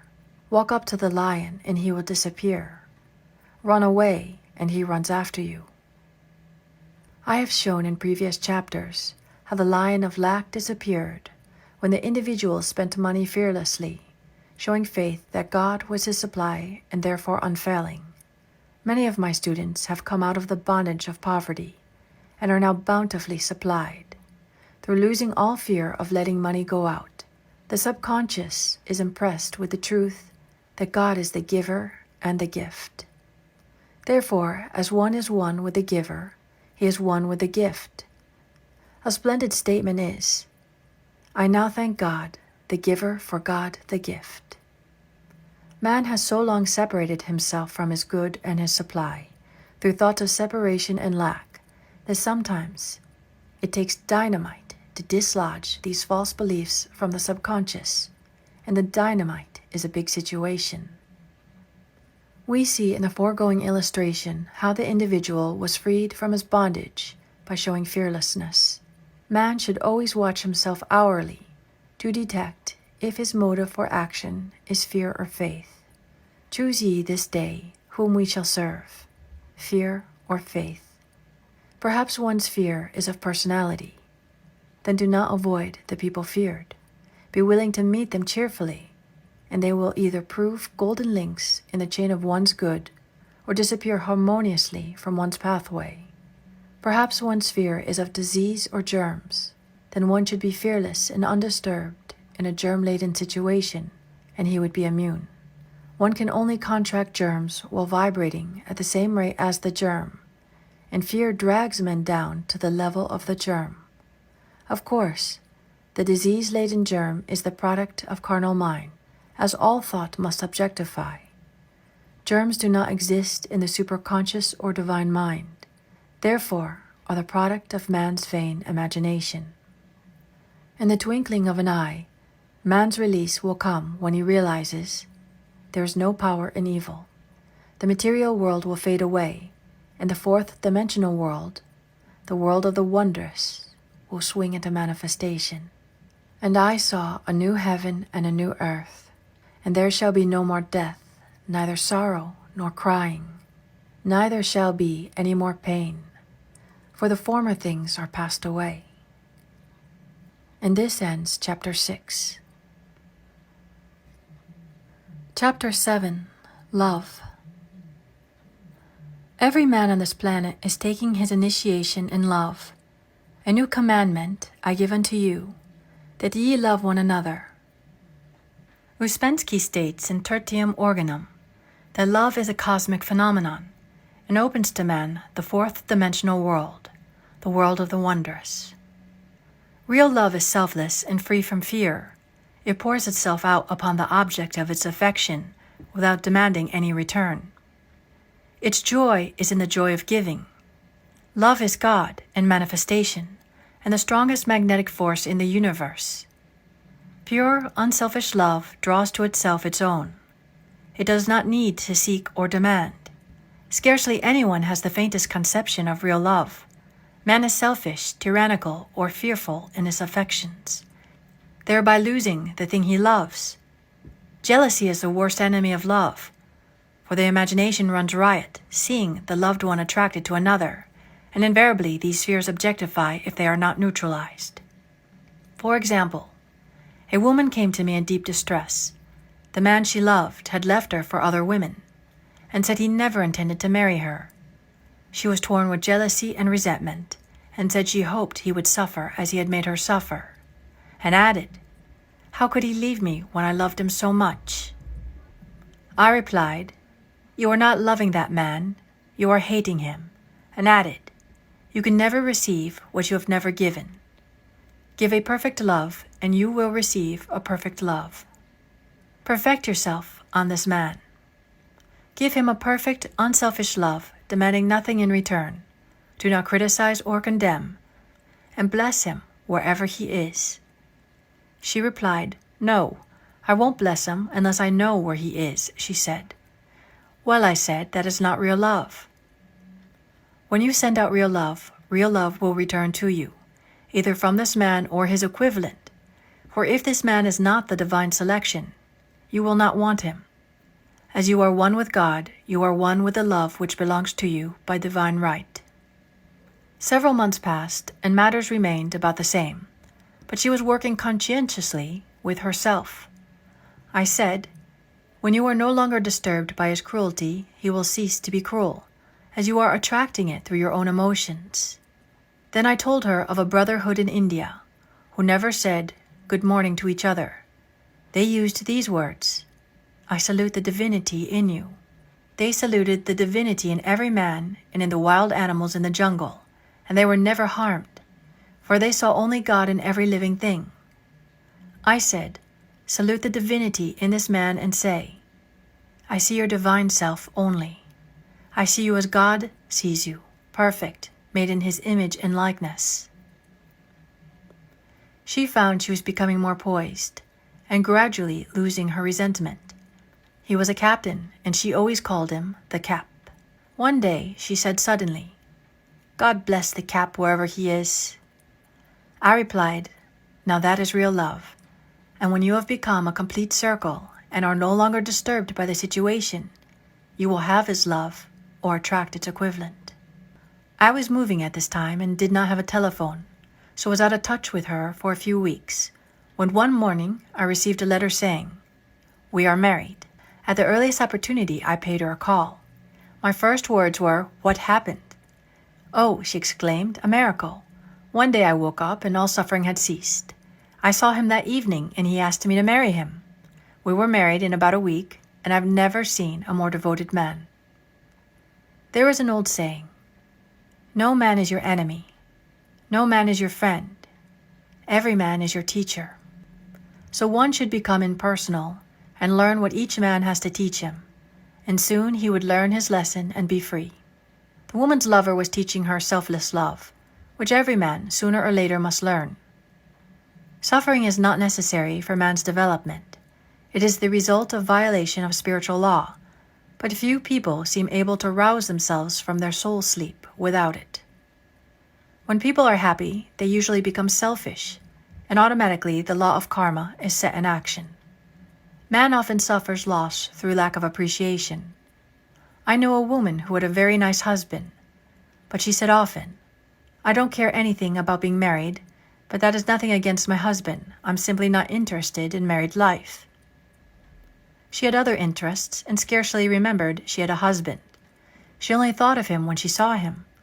One day, her husband told her he was in love with another woman and left. She came to me in distress and resentment. I replied, "It is exactly what you spoke the word for. You said you didn't care anything about being married, so the subconscious worked to get you unmarried." She said, "Oh yes, I see. People get what they want and often feel very much hurt." She soon became in perfect harmony with the situation and knew they were both much happier apart. When a woman becomes indifferent or critical and ceases to be an inspiration to her husband, he misses the stimulus of the early relationship and is restless and unhappy. A man came to me dejected, miserable, and poor. His wife was interested in the science of numbers and had had him read. It seems the report was not very favorable, for he said, "My wife says I'll never amount to anything because I am a 2. I replied, "I don't care what your number is. You are a perfect idea in divine mind, and we will demand the success and prosperity which are already planned for you by the infinite intelligence." Within a few weeks, he had a very fine position, and a year or two later, he achieved a brilliant success as a writer. No man is a success in a business unless he loves his work. The picture the artist paints for love of his art is his greatest work. The potboiler is always something to live down. No man can attract money if he despises it. Many people are kept in poverty by saying, "Money means nothing to me, and I have a contempt for people who have it." This is the reason so many artists are poor. Their contempt for money separates them from it. I remember hearing one artist say of another, "He's no good as an artist, he has money in the bank." This attitude of mind, of course, separates man from his supply. He must be in harmony with the thing in order to attract it. Money is God in manifestation, as freedom from want and limitation, but it must always be kept in circulation and put to right uses. Hoarding and saving react with grim vengeance. This does not mean that man should not have houses and lots, stocks and bonds, for the barns of the righteous man shall be full. It means man should not hoard even the principal, if an occasion arises, when money is necessary, and letting it go out fearlessly and cheerfully, he opens the way for more to come in. For God is man's unfailing and inexhaustible supply. This is the spiritual attitude towards money, and the great bank of the universe never fails. We see an example of hoarding in the film production of Greed. The woman won $5,000 in a lottery, but would not spend it. She hoarded and saved, let her husband suffer and starve, and eventually she scrubbed floors for a living. She loved the money itself and put it above everything, and one night she was murdered and the money taken from her. This is an example of where love of money is the root of all evil. Money in itself is good and beneficial, but used for destructive purposes, hoarded and saved, or considered more important than love, brings disease and disaster and the loss of money itself. Follow the path of love and all things are added, for God is love and God is supply. Follow the path of selfishness and greed, and the supply vanishes or man is separated from it. For example, I knew the case of a very rich woman who hoarded her income. She rarely gave anything away, but bought and bought things for herself. She was very fond of necklaces, and a friend once asked her how many she possessed. She replied 67. She bought them and put them away, carefully wrapped in tissue paper. Had she used the necklaces, it would have been quite legitimate. But she was violating the law of use. Her closets were filled with clothes she never wore, and jewels which never saw the light. The woman's arms were gradually becoming paralyzed from holding on to things, and eventually she was considered incapable of looking after her affairs, and her wealth was handed over to others to manage. So man in ignorance of the law brings about his own destruction. All disease, all unhappiness come from the violation of the law of love. Man's boomerangs of hate, resentment, and criticism come back laden with sickness and sorrow. Love seems almost a lost art, but the man with the knowledge of spiritual law knows it must be regained, for without it he has become as surrounding brass and tinkling cymbals. For example, I had a student who came to me, month after month, to clean her consciousness of resentment. After a while, she arrived at the point where she resented only one woman, but that one woman kept her busy. Little by little, she became poised and harmonious, and one day, all resentment was wiped away. She came in radiant and exclaimed, "You can't understand how I feel. The woman said something to me, and instead of being furious, I was loving and kind, and she apologized and was perfectly lovely to me. No one can understand the marvelous lightness I feel within. Love and goodwill are invaluable in business." For example, a woman came to me complaining of her employer. She said she was cold and critical, and she did not want her in the position. Well, I replied, "Salute the divinity in the woman and send her love." She said, "I can't, she's a marble woman." I answered, "You remember the story of the sculptor who asked for a certain piece of marble. He was asked why he wanted it, and he replied, 'Because there is an angel in the marble,' and out of it he produced a wonderful work of art." She said, "Very well, I'll try it." A week later, she came back and said, "I did what you told me to, and now the woman is very kind and took me out in her car." People are sometimes filled with remorse for having done someone an unkindness, perhaps years ago. If the wrong cannot be righted, in effect cannot be neutralized by doing someone a kindness in the present.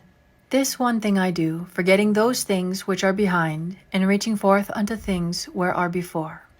Sorrow, regret, and remorse tear down the cells of the body and poison the atmosphere of the individual. A woman said to me in deep sorrow, "Treat me to be happy and joyous, for my sorrow makes me so irritable with members of my family that I keep making more karma." I was asked to treat a woman who was mourning for her daughter. I denied all belief in loss and separation, and affirmed that God was the woman's joy, love, and peace. The woman gained her poise at once, but sent word by her son not to treat any longer because she was so happy it wasn't respectable. So mortal mind loves to hang on to its griefs and regrets. I knew a woman who went about bragging of her troubles, so of course she always had something to brag about. The old idea was if a woman did not worry about her children, she was not a good mother. Now we know that mother fear is responsible for many of the diseases and accidents which come into the lives of children. For fear pictures vividly the disease or situation feared, and these pictures objectify if not neutralized. Happy is the mother who can say sincerely that she puts her child in God's hand and knows therefore that he is divinely protected. For example, a woman awoke suddenly in the night feeling her brother was in great danger. Instead of giving in to her fears, she commenced making statements of truth, saying, "Man is a perfect idea in divine mind, and is always in his right place, therefore my brother is in his right place and is divinely protected." The next day she found that her brother had been in close proximity to an explosion in a mine, but had miraculously escaped. So man is his brother's keeper, in thought, and every man should know that the thing he loves dwells in the secret place of the Most High, and abides under the shadow of the Almighty. There shall no evil befall thee, neither shall any plague come nigh thy dwelling. Perfect love casteth out fear. He that feareth is not made perfect in love, and love is the fulfilling of the law. This ends Chapter 7. Chapter 8. Intuition or Guidance. There is nothing too great of accomplishment for the man who knows the power of his word, and who follows his intuitive leads. By the word he starts in action, unseen forces can rebuild his body or remold his affairs. It is, therefore, of the utmost importance to choose the right words, and the student carefully selects the affirmations he wishes to catapult into the invisible. He knows that God is his supply, that there is a supply for every demand, and that his spoken word releases this supply. Ask and ye shall receive. Man must make the first move. Draw nigh to God, and he will draw nigh to you. I've often been asked just how to make a demonstration. I reply, speak the word, and then do not do anything until you get a definite lead. Demand the lead, saying, "Infinite Spirit, reveal to me the way. Let me know if there's anything for me to do." The answer will come through intuition or hunch, a chance remark from someone, or a passage in a book, etc. The answers are sometimes quite startling in their exactness. For example, a woman desired a large sum of money.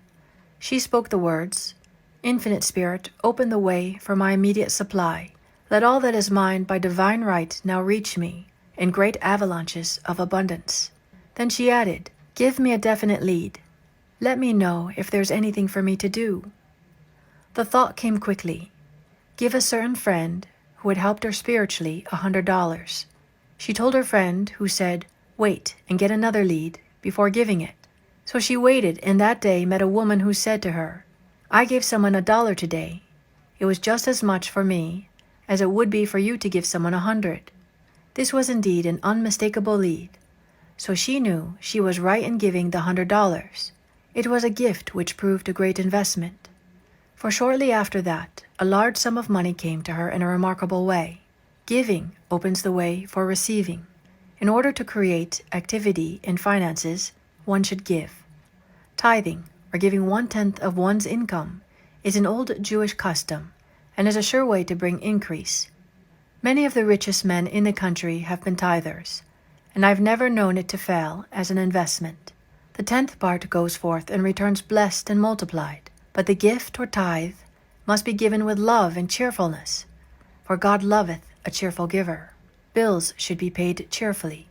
All money should be sent forth fearlessly and with a blessing. This attitude of mind makes man master of money.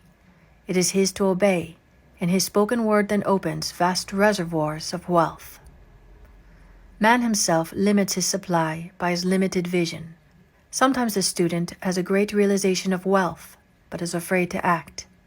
The vision and action must go hand in hand, as in the case of the man who bought the fur-lined overcoat. A woman came to me asking me to speak the word for a position. So I demanded, "Infinite Spirit, open the way for this woman's right position." Never ask for just a position.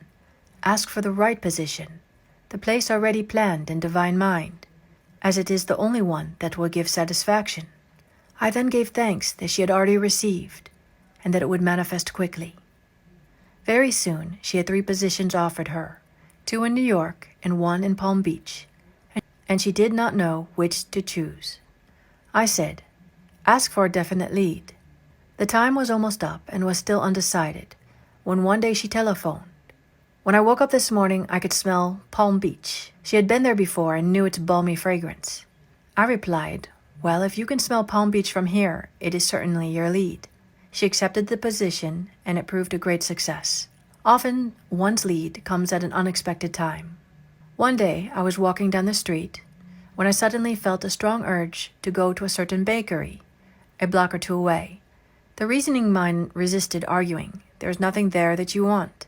However, I had learned not to reason, so I went to the bakery, looked at everything, and there was certainly nothing there that I wanted. But coming out, I encountered a woman I had thought of often, and who was in great need of the help which I could give her. So often, one goes for one thing and finds another. Intuition is a spiritual faculty and does not explain, but simply points the way. A person often receives a lead during a treatment. The idea that comes may seem quite irrelevant, but some of God's leadings are mysterious. In the class one day, I was treating that each individual would receive a definite lead. A woman came to me afterwards and said, "While you were treating, I got the hunch to take my furniture out of storage and get an apartment." The woman had come to be treated for health.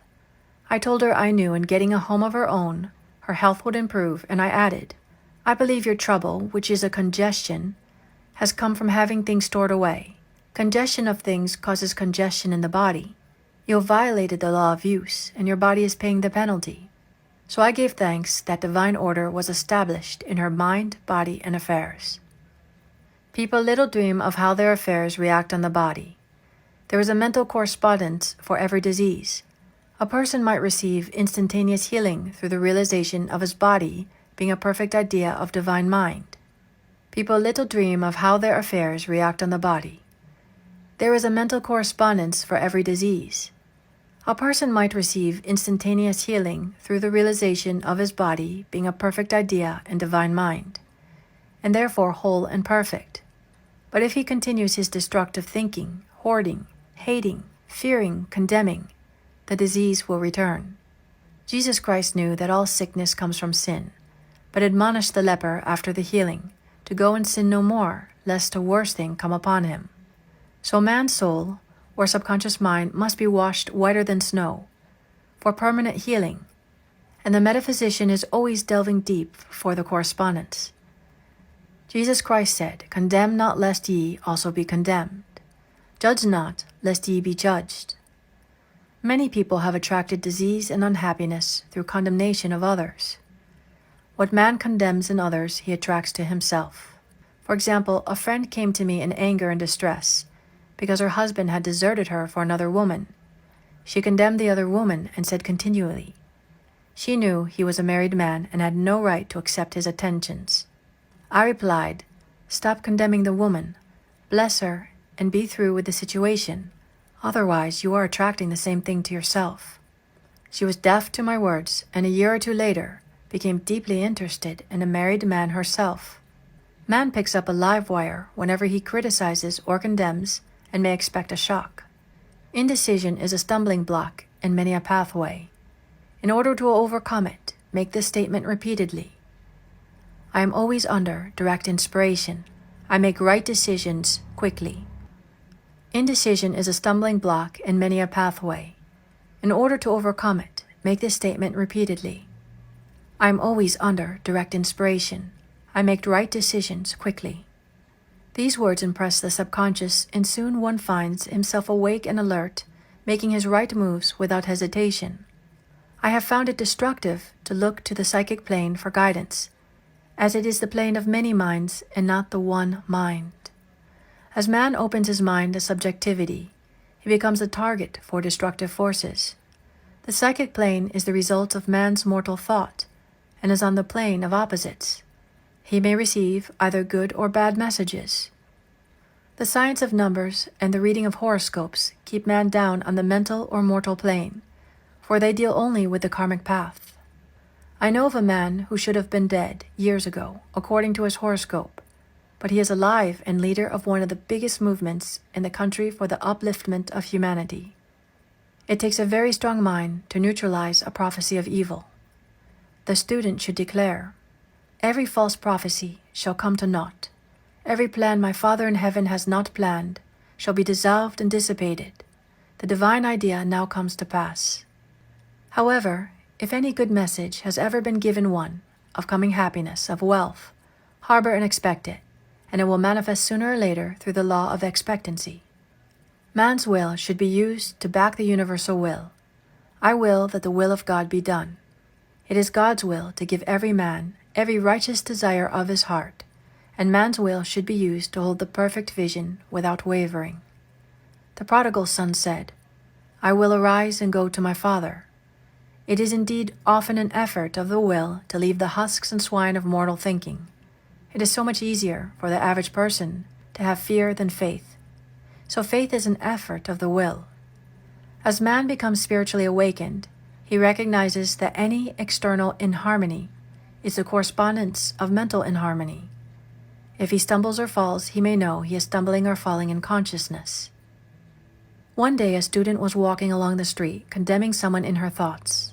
She was saying mentally, that woman is the most disagreeable woman on earth, when suddenly 3 Boy Scouts rushed around the corner and almost knocked her over. She did not condemn the Boy Scouts, but immediately called on the law of forgiveness and saluted the divinity in the woman. Wisdom's way are ways of pleasantness, and all her paths are peace. When one has made his demands upon the universal, he must be ready for surprises. Everything may seem to be going wrong, when in reality it is going right. For example, a woman was told that there was no loss in divine mind. Therefore, she could not lose anything which belonged to her. Anything lost would be returned, or she would receive its equivalent. Several years previously, she had lost $2,000. She had loaned the money to a relative during her lifetime, but the relative had died, leaving no mention of it in her will. The woman was resentful and angry, and as she had no written statement of the transaction, she never received the money. So she determined to deny the loss and collect the $2,000 from the Bank of the Universal. She had to begin by forgiving the woman, as resentment and unforgiveness closed the doors of this wondrous bank. She made this statement, I deny loss, there is no loss in divine mind. Therefore, I cannot lose the $2,000 which belongs to me by divine right. As one door shuts, another door opens. She was living in an apartment house which was for sale, and in the lease was a clause stating that if the house was sold, the tenant would be required to move out within 90 days. Suddenly the landlord broke the leases and raised the rent. Again, injustice was on her pathway, but this time she was undisturbed. She blessed the landlord and said, as the rent has been raised, it means that I'll be that much richer, for God is my supply. New leases were made out for the advanced rent, but by some divine mistake, the 90-day clause had been forgotten. Soon after, the landlord had an opportunity to sell the house. On account of the mistake in the new leases, the tenants held possession for another year. The agent offered each tenant $200 if he would vacate. Several families moved, 3 remained, including the woman. A month or 2 passed, and the agent again appeared. This time he said to the woman, will you break the lease for the sum of $1,500? It flashed upon her, here comes the $2,000. She remembered having said to friends in the house, we will all act together if anything more is said about leaving. So her lead was to consult her friends. These friends said, well, if they have offered you $1,500, they will certainly give $2,000. So she received a check for $2,000 for giving up the apartment. It was certainly a remarkable working of the law, and the apparent injustice were merely opening the way for her demonstration. It proved that there is no loss, and when man takes his spiritual stand, he collects all that is his from this great reservoir of God. I will restore to you the years the locusts have eaten. These adverse thoughts alone rob man, for no man gives to himself but himself, and no man takes away from himself but himself. Man is here to prove God, and to bear the witness to the truth, and he can only prove God by bringing plenty out of lack, and justice out of injustice. Prove me now herewith, said the Lord of hosts, if I will not open you the windows of heaven, and pour out a blessing, that there shall not be room enough to receive it. This ends chapter 8. Hi there. It's true. J.R. Ewing made me rich. Back in 1982, I had a choice to make. I had a choice of whether I would watch Dallas on TV because J.R. Ewing was my hero. He gave me hope because I was broke, clueless, 35 years old and lost and sick and tired of working in the service station and couldn't even buy groceries once a week, had to buy them twice a week because we didn't have enough money. Already been married to my wife Beverly for 35 years, had 4 children, and could barely buy groceries. In fact, my whole career started because of a washing machine that I couldn't get her when she asked me to fix the old one. And that started a heated argument that kept me up all night. And that morning I made a snap decision. I'm just not going to do this anymore. And I started looking for some way out to find a way to take care of my family.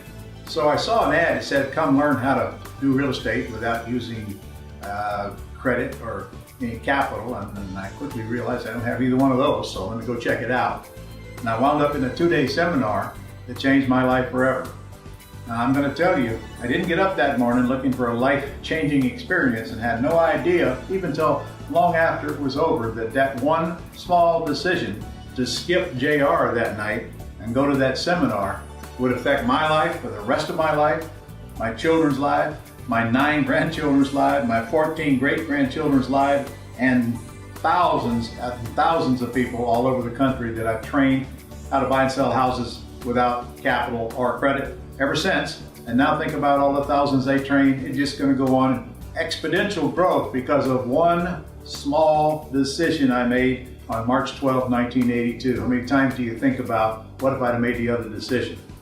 Well, listen, today I have thousands of people buying and selling houses the right way, the wrong way. And believe me, I've been at it for 37 years and I know the right way. Bought over 3,000 houses and still do to this very day, but I don't spend much time at it. Less than 5 hours a month buying houses, and none of the costly entanglements that you think goes along with buying houses.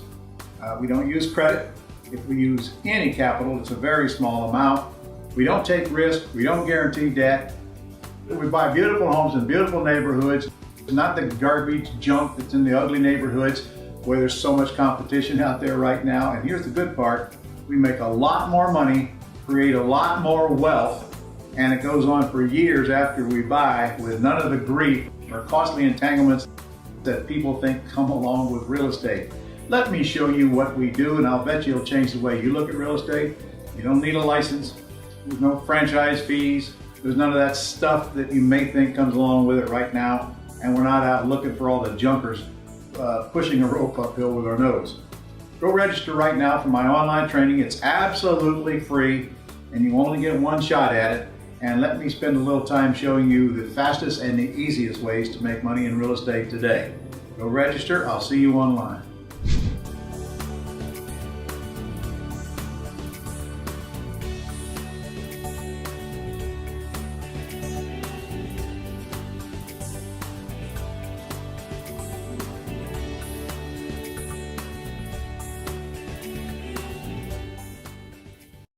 Health and wellness is a $1 trillion industry for a reason.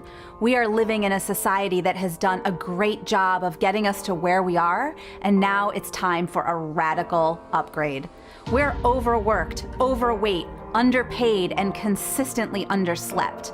People are burnt out, stretched thin, and overwhelmed by the never-ending, insurmountable daily to-do list. They know they need to make a change, but they just don't have the energy to do it. So it's time for a massive paradigm shift. And health coaches are the ones who will spark that change. I imagine a world where everybody has an advocate for their well-being. We've thought a lot about this concept of what a health coach really is, what a health coach really does, and our health coaches are masters of habit change, and they stretch you to achieve goals that you never dreamed possible. And they support you to have the body you want and the healthy lifestyle you desire. A health coach is part cheerleader and part tough love coach, someone who's willing to say to you what most people won't. Working with a health coach is the difference between feeling alone and feeling supported. It's the difference between maybe one day I'll do this and I did it. It's literally the best investment anyone could make in themselves, and it lasts a lifetime. If you are passionate about health and want to make a big difference in the world, then there is enormous opportunity for you to be well paid as a health coach. Now, we've mentored thousands of students who have gone on to become wildly successful as health coaches, and you can do this too. And it doesn't matter if you haven't healed your own health challenges yet. That's part of the journey, actually. That's part of what you take the journey for. The Become a Health Coach training is really 2 trainings in one. So you get to work on yourself and you'll learn to assist others. And it's both a personal growth and professional skills training. So 2 in 1, personal growth and professional skills training. And it's going to elevate and inspire and feed every aspect of your life. Imagine a world with no more comparing and despairing. Imagine a world where feeling your fullest self-expression is honored and others conspire for your greatest, deepest desires.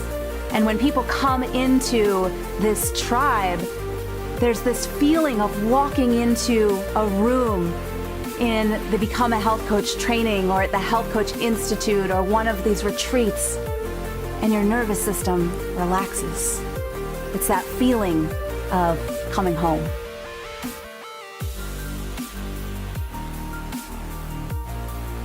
Imagine going to sleep every night knowing you made a big difference in someone's life.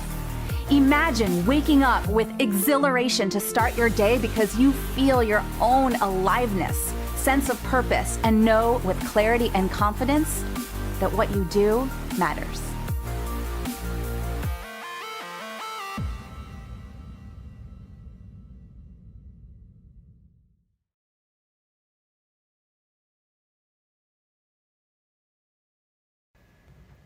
Chapter 9.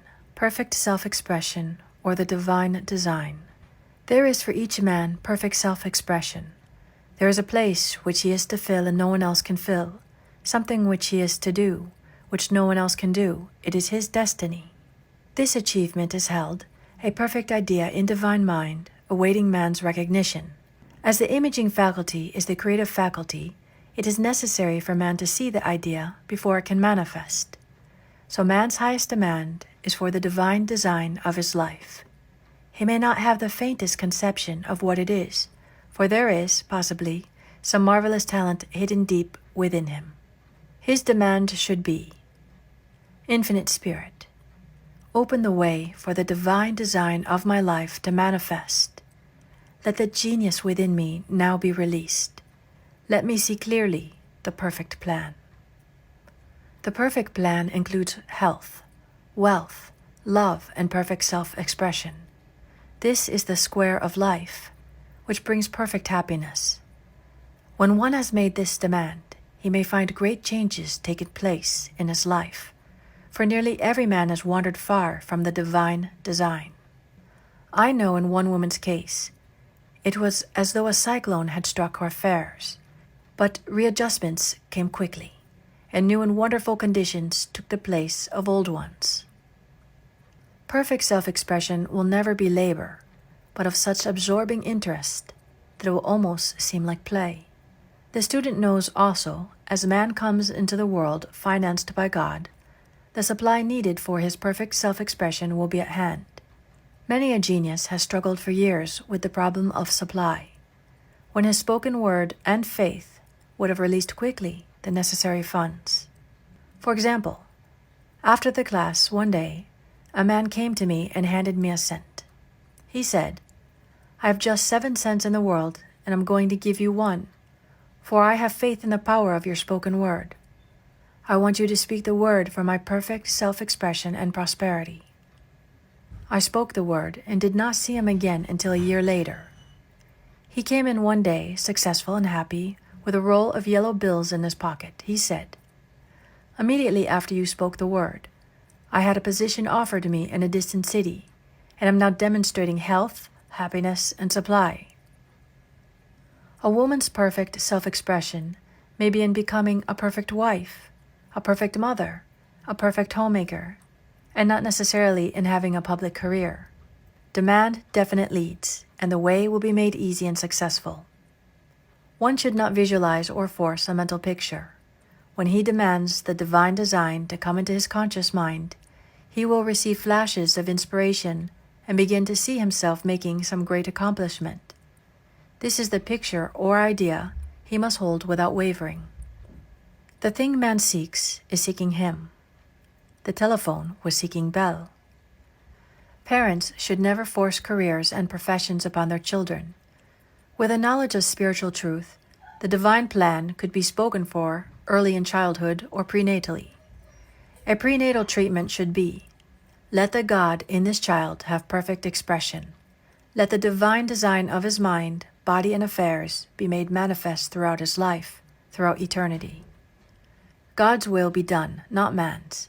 God's pattern, not man's pattern, is the command we find running through all the scriptures, and the Bible is a book dealing with the science of the mind. It is a book telling man how to release his soul or subconscious mind from bondage. The battles described are pictures of man waging war against immortal thoughts. A man's foes shall be they of his own household. Every man is a Jehoshaphat, and every man is David, who slays Goliath, mortal thinking, with a little white stone, faith. So man must be careful that his is not the wicked and slothful servant who buried his talent. There is a terrible penalty to be paid for not using one's ability. Often fear stands between man and his perfect self-expression. Stage fright has hampered many a genius. This may be overcome by the spoken word or treatment. The individual then loses all self-consciousness and feels simply that he is a channel for infinite intelligence to express itself through. He is under direct inspiration, fearless and confident, for he feels that it is the Father within him who does the work. A young boy came often to my class with his mother. He asked me to speak the word for his coming examinations at school. I told him to make the statement, I am one with infinite intelligence. I know everything I should know on this subject.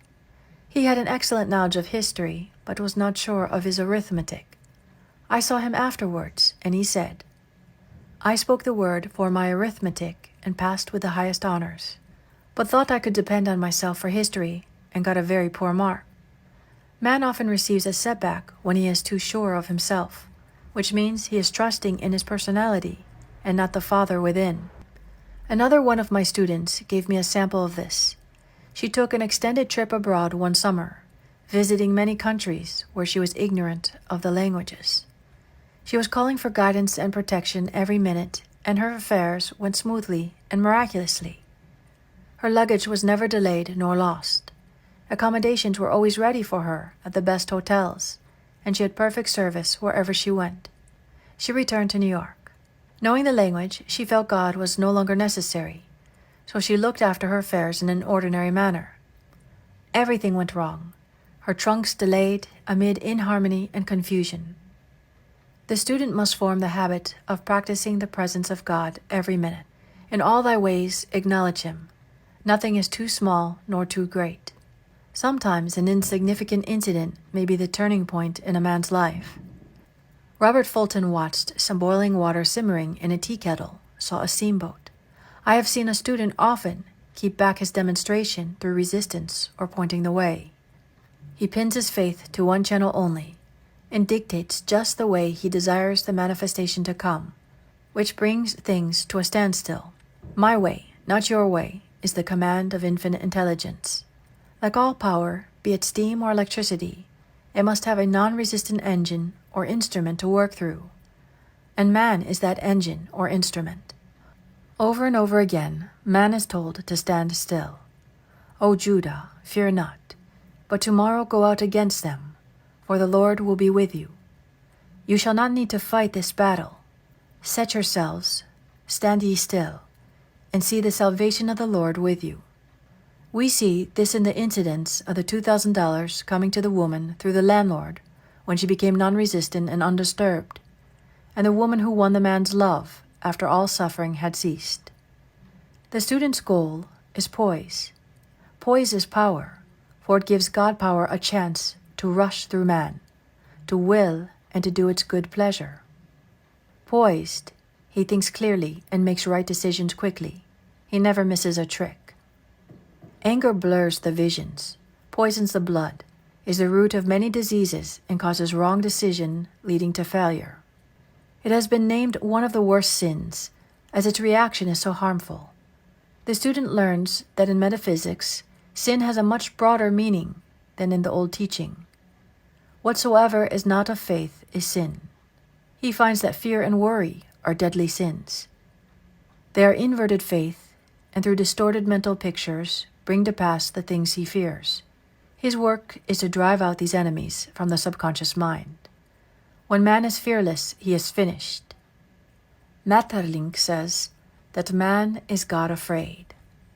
So as we read in the previous chapters, man can only vanish fear by walking up to the thing he is afraid of.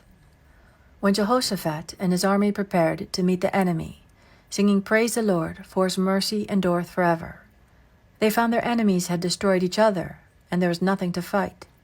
For example, a woman asked a friend to deliver a message to another friend. The woman feared to give the message, as a reasoning mind said, "Don't get mixed up in this affair. Don't give that message." She was troubled in spirit, for she had given her promise. At last, she determined to walk up to the lion and call on the law of divine protection. She met the friend to whom she was to deliver the message. She opened her mouth to speak it when her friend said, "So-and-so has left town." This made it unnecessary to give the message, as the situation depended on the person being in town. As she was willing to do it, she was not obliged to, and as she did not fear, the situation vanished. The student often delays his demonstration through a belief in incompletion. He should make this statement: in divine mind, there is only completion. Therefore, my demonstration is completed. My perfect work, my perfect home, my perfect health. Whatever he demands are perfect ideas registered in divine mind, and must manifest, under grace, in a perfect way. He gives thanks he has already received on the invisible, and makes active preparation for receiving on the visible. One of my students was in need of a financial demonstration. She came to me and asked why it was not completed. I replied, "Perhaps you are in the habit of leaving things unfinished, and the subconscious has gotten into the habit of not completing. As the without, so the within. I'll go home and finish something I commenced weeks ago, and I know it will be symbolic of my demonstration." She sewed assiduously, and the article was soon completed. Shortly after, the money came in a most curious manner. Her husband was paid his salary twice that month. He told the people of their mistake, and they sent word to keep it. When man asks believing, he must receive, for God creates his own channels. I have been sometimes asked, suppose one has several talents, how is he to know which one to choose? Demand to be shown definitely. Say, Infinite Spirit, give me a definite lead. Reveal to me my perfect self-expression. Show me which talent I am to make use of now. I have known people to suddenly enter a new line of work and be fully equipped with little or no training. So make the statement, I am fully equipped for the divine plan of my life, and be fearless in grasping opportunities. Some people are cheerful givers, but bad receivers. They refuse gifts through pride or some negative reason, thereby blocking their channels, and invariably find themselves eventually with little or nothing. For example, a woman who had given away a great deal of money had a gift offered her of several $1,000s. She refused to take it, saying she did not need it. Shortly after that, her finances were tied up, and she found herself in debt for that amount. Man should receive gracefully the bread returning to him upon the water.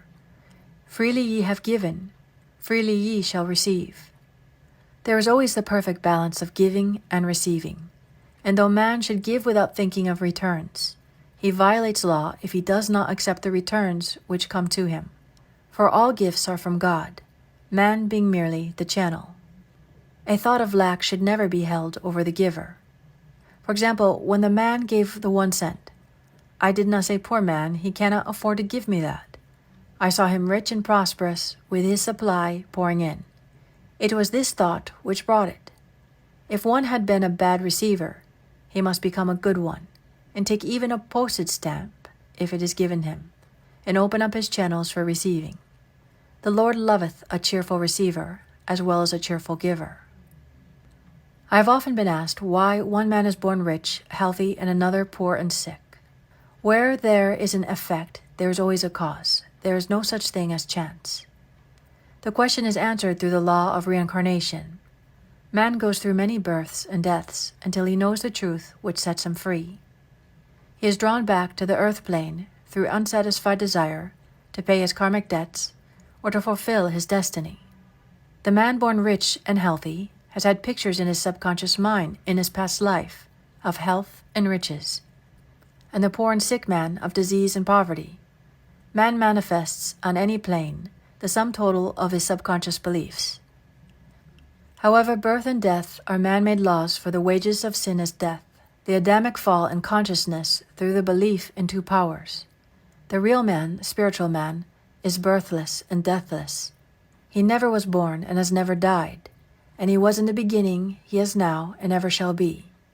So through the truth, man is set free from the law of karma, sin, and death, and manifests the man made in his image and likeness. Man's freedom comes through the fulfilling his destiny, bringing into manifestation the divine design of his life. His Lord will say unto him, "Well done, thou good and faithful servant. Thou hast been faithful over a few things. I will make thee ruler over many things, death itself. Enter thou into the joy of thy Lord, eternal life." This ends Chapter 9. Chapter 10. Denials and Affirmations. Thou shalt decree a thing, and it shall be established unto thee. All the good that is to be made manifest in man's life is already an accomplished fact in divine mind, and is released through man's recognition or spoken word. So he must be careful to decree that only the divine idea be made manifest, for often he decrees, through his idle words, failure or misfortune. It is therefore of the utmost importance to word one's demands correctly, as stated in a previous chapter. If one desires a home, friend, position, or any other good thing, make the demand for the divine selection. For example, Infinite Spirit, open the way for my right home, my right friend, my right position. I give thanks. It now manifests under grace in a perfect way.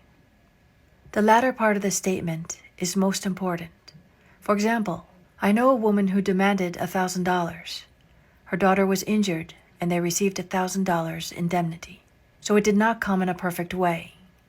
The demand should have been worded in this way: Infinite Spirit, I give thanks that the $1,000, which is mine by divine right, is now released and reaches me under grace in a perfect way. As one grows in a financial consciousness, he should demand that the enormous sums of money, which are his by divine right, reach him under grace in perfect ways. It is impossible for man to release more than he thinks is possible, for one is bound by the limited expectancies of the subconscious. He must enlarge his expectancies in order to receive in a larger way. Man so often limits himself in his demands. For example, a student made the demand for $600 by a certain date. He did not receive it, but heard afterwards that he came very near receiving $1,000, but he was given just $600 as the result of his spoken word. They limited the Holy One of Israel. Wealth is a matter of consciousness. The French have a legend giving an example of this. A poor man was walking along a road when he met a traveler, who stopped him and said, "My good friend, I see you are poor. Take this gold nugget, sell it, and you will be rich all your days." The man was overjoyed at his good fortune and took the nugget home. He immediately found work and became so prosperous that he did not sell the nugget. Years passed, and he became a very rich man. One day he met a poor man on the road. He stopped him and said, "My good friend, I will give you this gold nugget, which if you sell, will make you rich for life." The mendicant took the nugget, had it valued, and found it was only brass. So we see, the first man became rich through feeling rich, thinking the nugget was gold. Every man has within himself a gold nugget. It is his consciousness of gold, of opulence, which brings riches into his life. In making his demands, man begins at his journey's end. That is, he declares he has already received. "Before ye call, I shall answer. Continually affirming establishes the belief in the subconscious. It would not be necessary to make an affirmation more than once if one had perfect faith. One should not plead or supplicate, but give thanks repeatedly that he has received. The desert shall rejoice and blossom as the rose. This rejoicing, which is yet in the desert state of consciousness, opens the way for release. The Lord's Prayer is in the form of command and demand. Give us this day our daily bread, and forgive us our debts as we forgive our debtors, and ends in praise. For thine is the kingdom, and the power, and the glory, forever. Amen. Concerning the works of my hand, command ye me. So prayer is command and demand, praise and thanksgiving. The student's work is in making himself believe that with God all things are possible. This is easy enough to state in the abstract, but a little more difficult when confronted with a problem.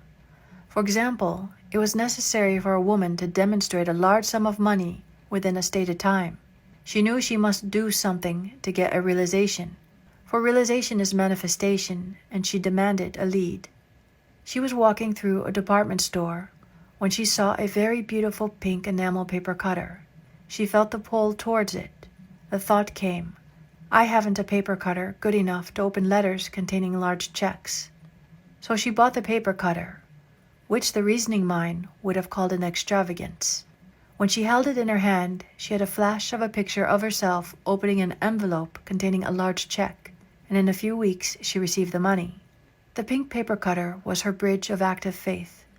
Many stories are told of the power of the subconscious when directed in faith. For example, a man was spending the night in a farmhouse. The windows of the room had been nailed down, and in the middle of the night he felt suffocated and made his way in the dark to the window. He could not open it, so he smashed the pane with his fist, drew in draughts of fine fresh air, and had a wonderful night's sleep. The next morning he found he had smashed the glass of a bookcase, and the window had remained closed during the whole night. He had supplied himself with oxygen simply by his thought of oxygen. When a student starts out to demonstrate, he should never turn back. Let not that man who wavers think that he shall receive anything of the Lord. A black student once made this wonderful statement. When I ask the Father for anything, I put my foot down and I say, Father, I'll take nothing less than I've asked for, but more. So man should never compromise. Having done it all, stand. This is sometimes the most difficult time of demonstrating. The temptation comes to give up, to turn back, to compromise. He also serves only who stands and wait. Demonstration often comes at the 11th hour, because man then lets go. That is, stops reasoning, and infinite intelligence has a chance to work. Man's dreary desires are answered drearily, and his impatient desires long delayed or violently fulfilled. For example, a woman asked me why it was she was constantly losing or breaking her glasses. We found she often said to herself and others with vexation, I wish I could get rid of my glasses. So her impatient desire was violently fulfilled. What she should have demanded was perfect eyesight. But what she registered in the subconscious was simply the impatient desire to be rid of her glasses, so they were continually being broken or lost. Two attitudes of mind cause loss. Depreciation, as in the case of the woman who did not appreciate her husband, or fear of loss, which makes a picture of loss in the subconscious. When a student is able to let go of his problem, cast his burden, he will have instantaneous manifestation. For example, a woman was out during a very stormy day, and her umbrella was blown inside out. She was about to make a call on some people whom she had never met, and she did not wish to make her first appearance with a dilapidated umbrella. She could not throw it away, as it did not belong to her. So in desperation she exclaimed, "Oh God, you take charge of this umbrella. I don't know what to do." A moment later, a voice behind her said, "Lady, do you want your umbrella mended?" There stood an umbrella mender. She replied, "Indeed I do." The man mended the umbrella while she went into the house to pay her call, and when she returned, she had a good umbrella. So there's always an umbrella mender at hand on man's pathway when one puts the umbrella or situation in God's hand. One should always follow a denial with an affirmation. For example, I was called on the phone late one night to treat a man whom I had never seen. He was apparently very ill. I made this statement: I deny this appearance of disease. It is unreal, therefore cannot register in his consciousness. This man is a perfect idea in divine mind, pure substance expressing perfection. There is no time or space in divine mind. Therefore the word reaches instantly its destination and does not return void. I have treated patients in Europe, and I have found that the result was instantaneous. I am asked so often the difference between visualizing and visioning. Visualizing is a mental process governed by the reasoning or conscious mind. Visioning is a spiritual process governed by intuition or the superconscious mind. The student should train his mind to receive these flashes of inspiration and work out the divine pictures through definite leads. When a man can say, I desire only that which God desires for me, his new set of blueprints is given him by the master architect, the God within. God's plan for each man transcends the limitation of the reasoning mind, and is always the square of life containing health, wealth, love, and perfect self-expression. Many a man is building for himself in imagination a bungalow when he should be building a palace.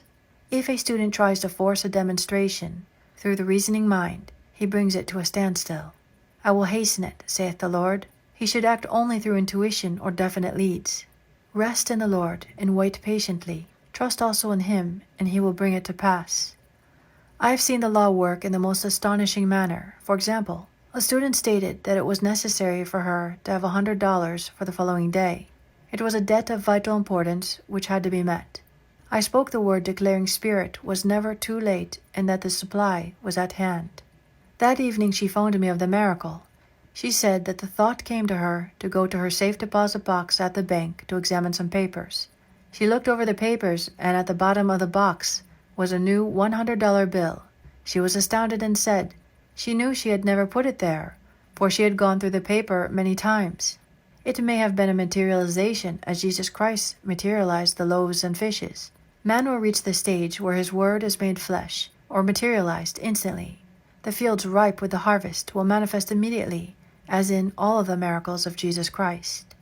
There is a tremendous power alone in the name Jesus Christ. It stands for Truth Made Manifest. He said, Whatsoever ye ask the Father in my name, He will give it to you. The power of this name raises the student into the fourth dimension, where he is freed from all astral and psychic influences, and he becomes unconditioned and absolute, as God Himself is unconditional and absolute. I have seen many healings accomplished by using the words, in the name of Jesus Christ. Christ was both person and principle, and the Christ within each man is his Redeemer and salvation. The Christ within is his own fourth-dimensional self, the man made in God's image and likeness. This is the self which has never failed, never known sickness or sorrow, was never born and has never died. It is the resurrection and the life of each man. No man cometh to the Father save by the Son, means that God, the universal, working on the place of this particular, becomes the Christ in man, and the Holy Ghost means God in action. So daily, man is manifesting the Trinity of God, Son, and Holy Ghost. Man should make an art of thinking.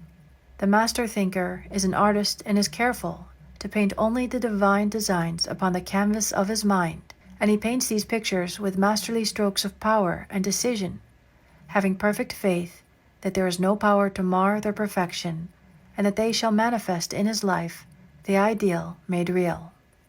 All power is given man, through right thinking, to bring his heaven upon his earth, and this is the goal of the game of life. The simple rules are fearless faith, non-resistance, and love. May each listener be now freed from that thing which has held him in bondage through the ages, standing between him and his own, or her and her own, and know the truth which makes him, her, free to fulfill his or her destiny, to bring into manifestation the divine design of his or her life, health, wealth, love, and perfect self-expression. Be ye transformed by the renewing of your mind. Denials and affirmations. For prosperity, God is my unfailing supply, and large sums of money come to me quickly under grace and perfect ways. For right conditions, every plan my Father in heaven has not planned shall be dissolved and dissipated. and the divine idea now comes to pass. For right conditions. Only that which is true of God is true of me, and I and the Father are one. For faith. As I am one with God, I am one with my good, for God is both the giver and the gift. I cannot separate the giver from the gift. For right conditions. Divine love now dissolves and dissipates every wrong condition in my mind, body, and affairs. Divine love is the most powerful chemical in the universe and dissolves everything which is not of itself. For health. Divine love floods my consciousness with health, and every cell in my body is filled with light. For the eyesight. My eyes are God's eyes. I see with the eyes of spirit. I see clearly the open way. There are no obstacles on my pathway. I see clearly the perfect plan. For guidance. I am divinely sensitive to my intuitive leads and give instant obedience to thy will. For the hearing. My ears are God's ears. I hear with the ears of spirit. I am non-resistant and am willing to be led. I hear glad tidings of great joy. For right work. I have a perfect work in a perfect way. I give a perfect service for perfect pay. For freedom from all bondage. I cast this burden on the Christ within, and I go free. This ends chapter 10, and it also ends Florence Scovel Shinn's The Game of Life and How to Play It.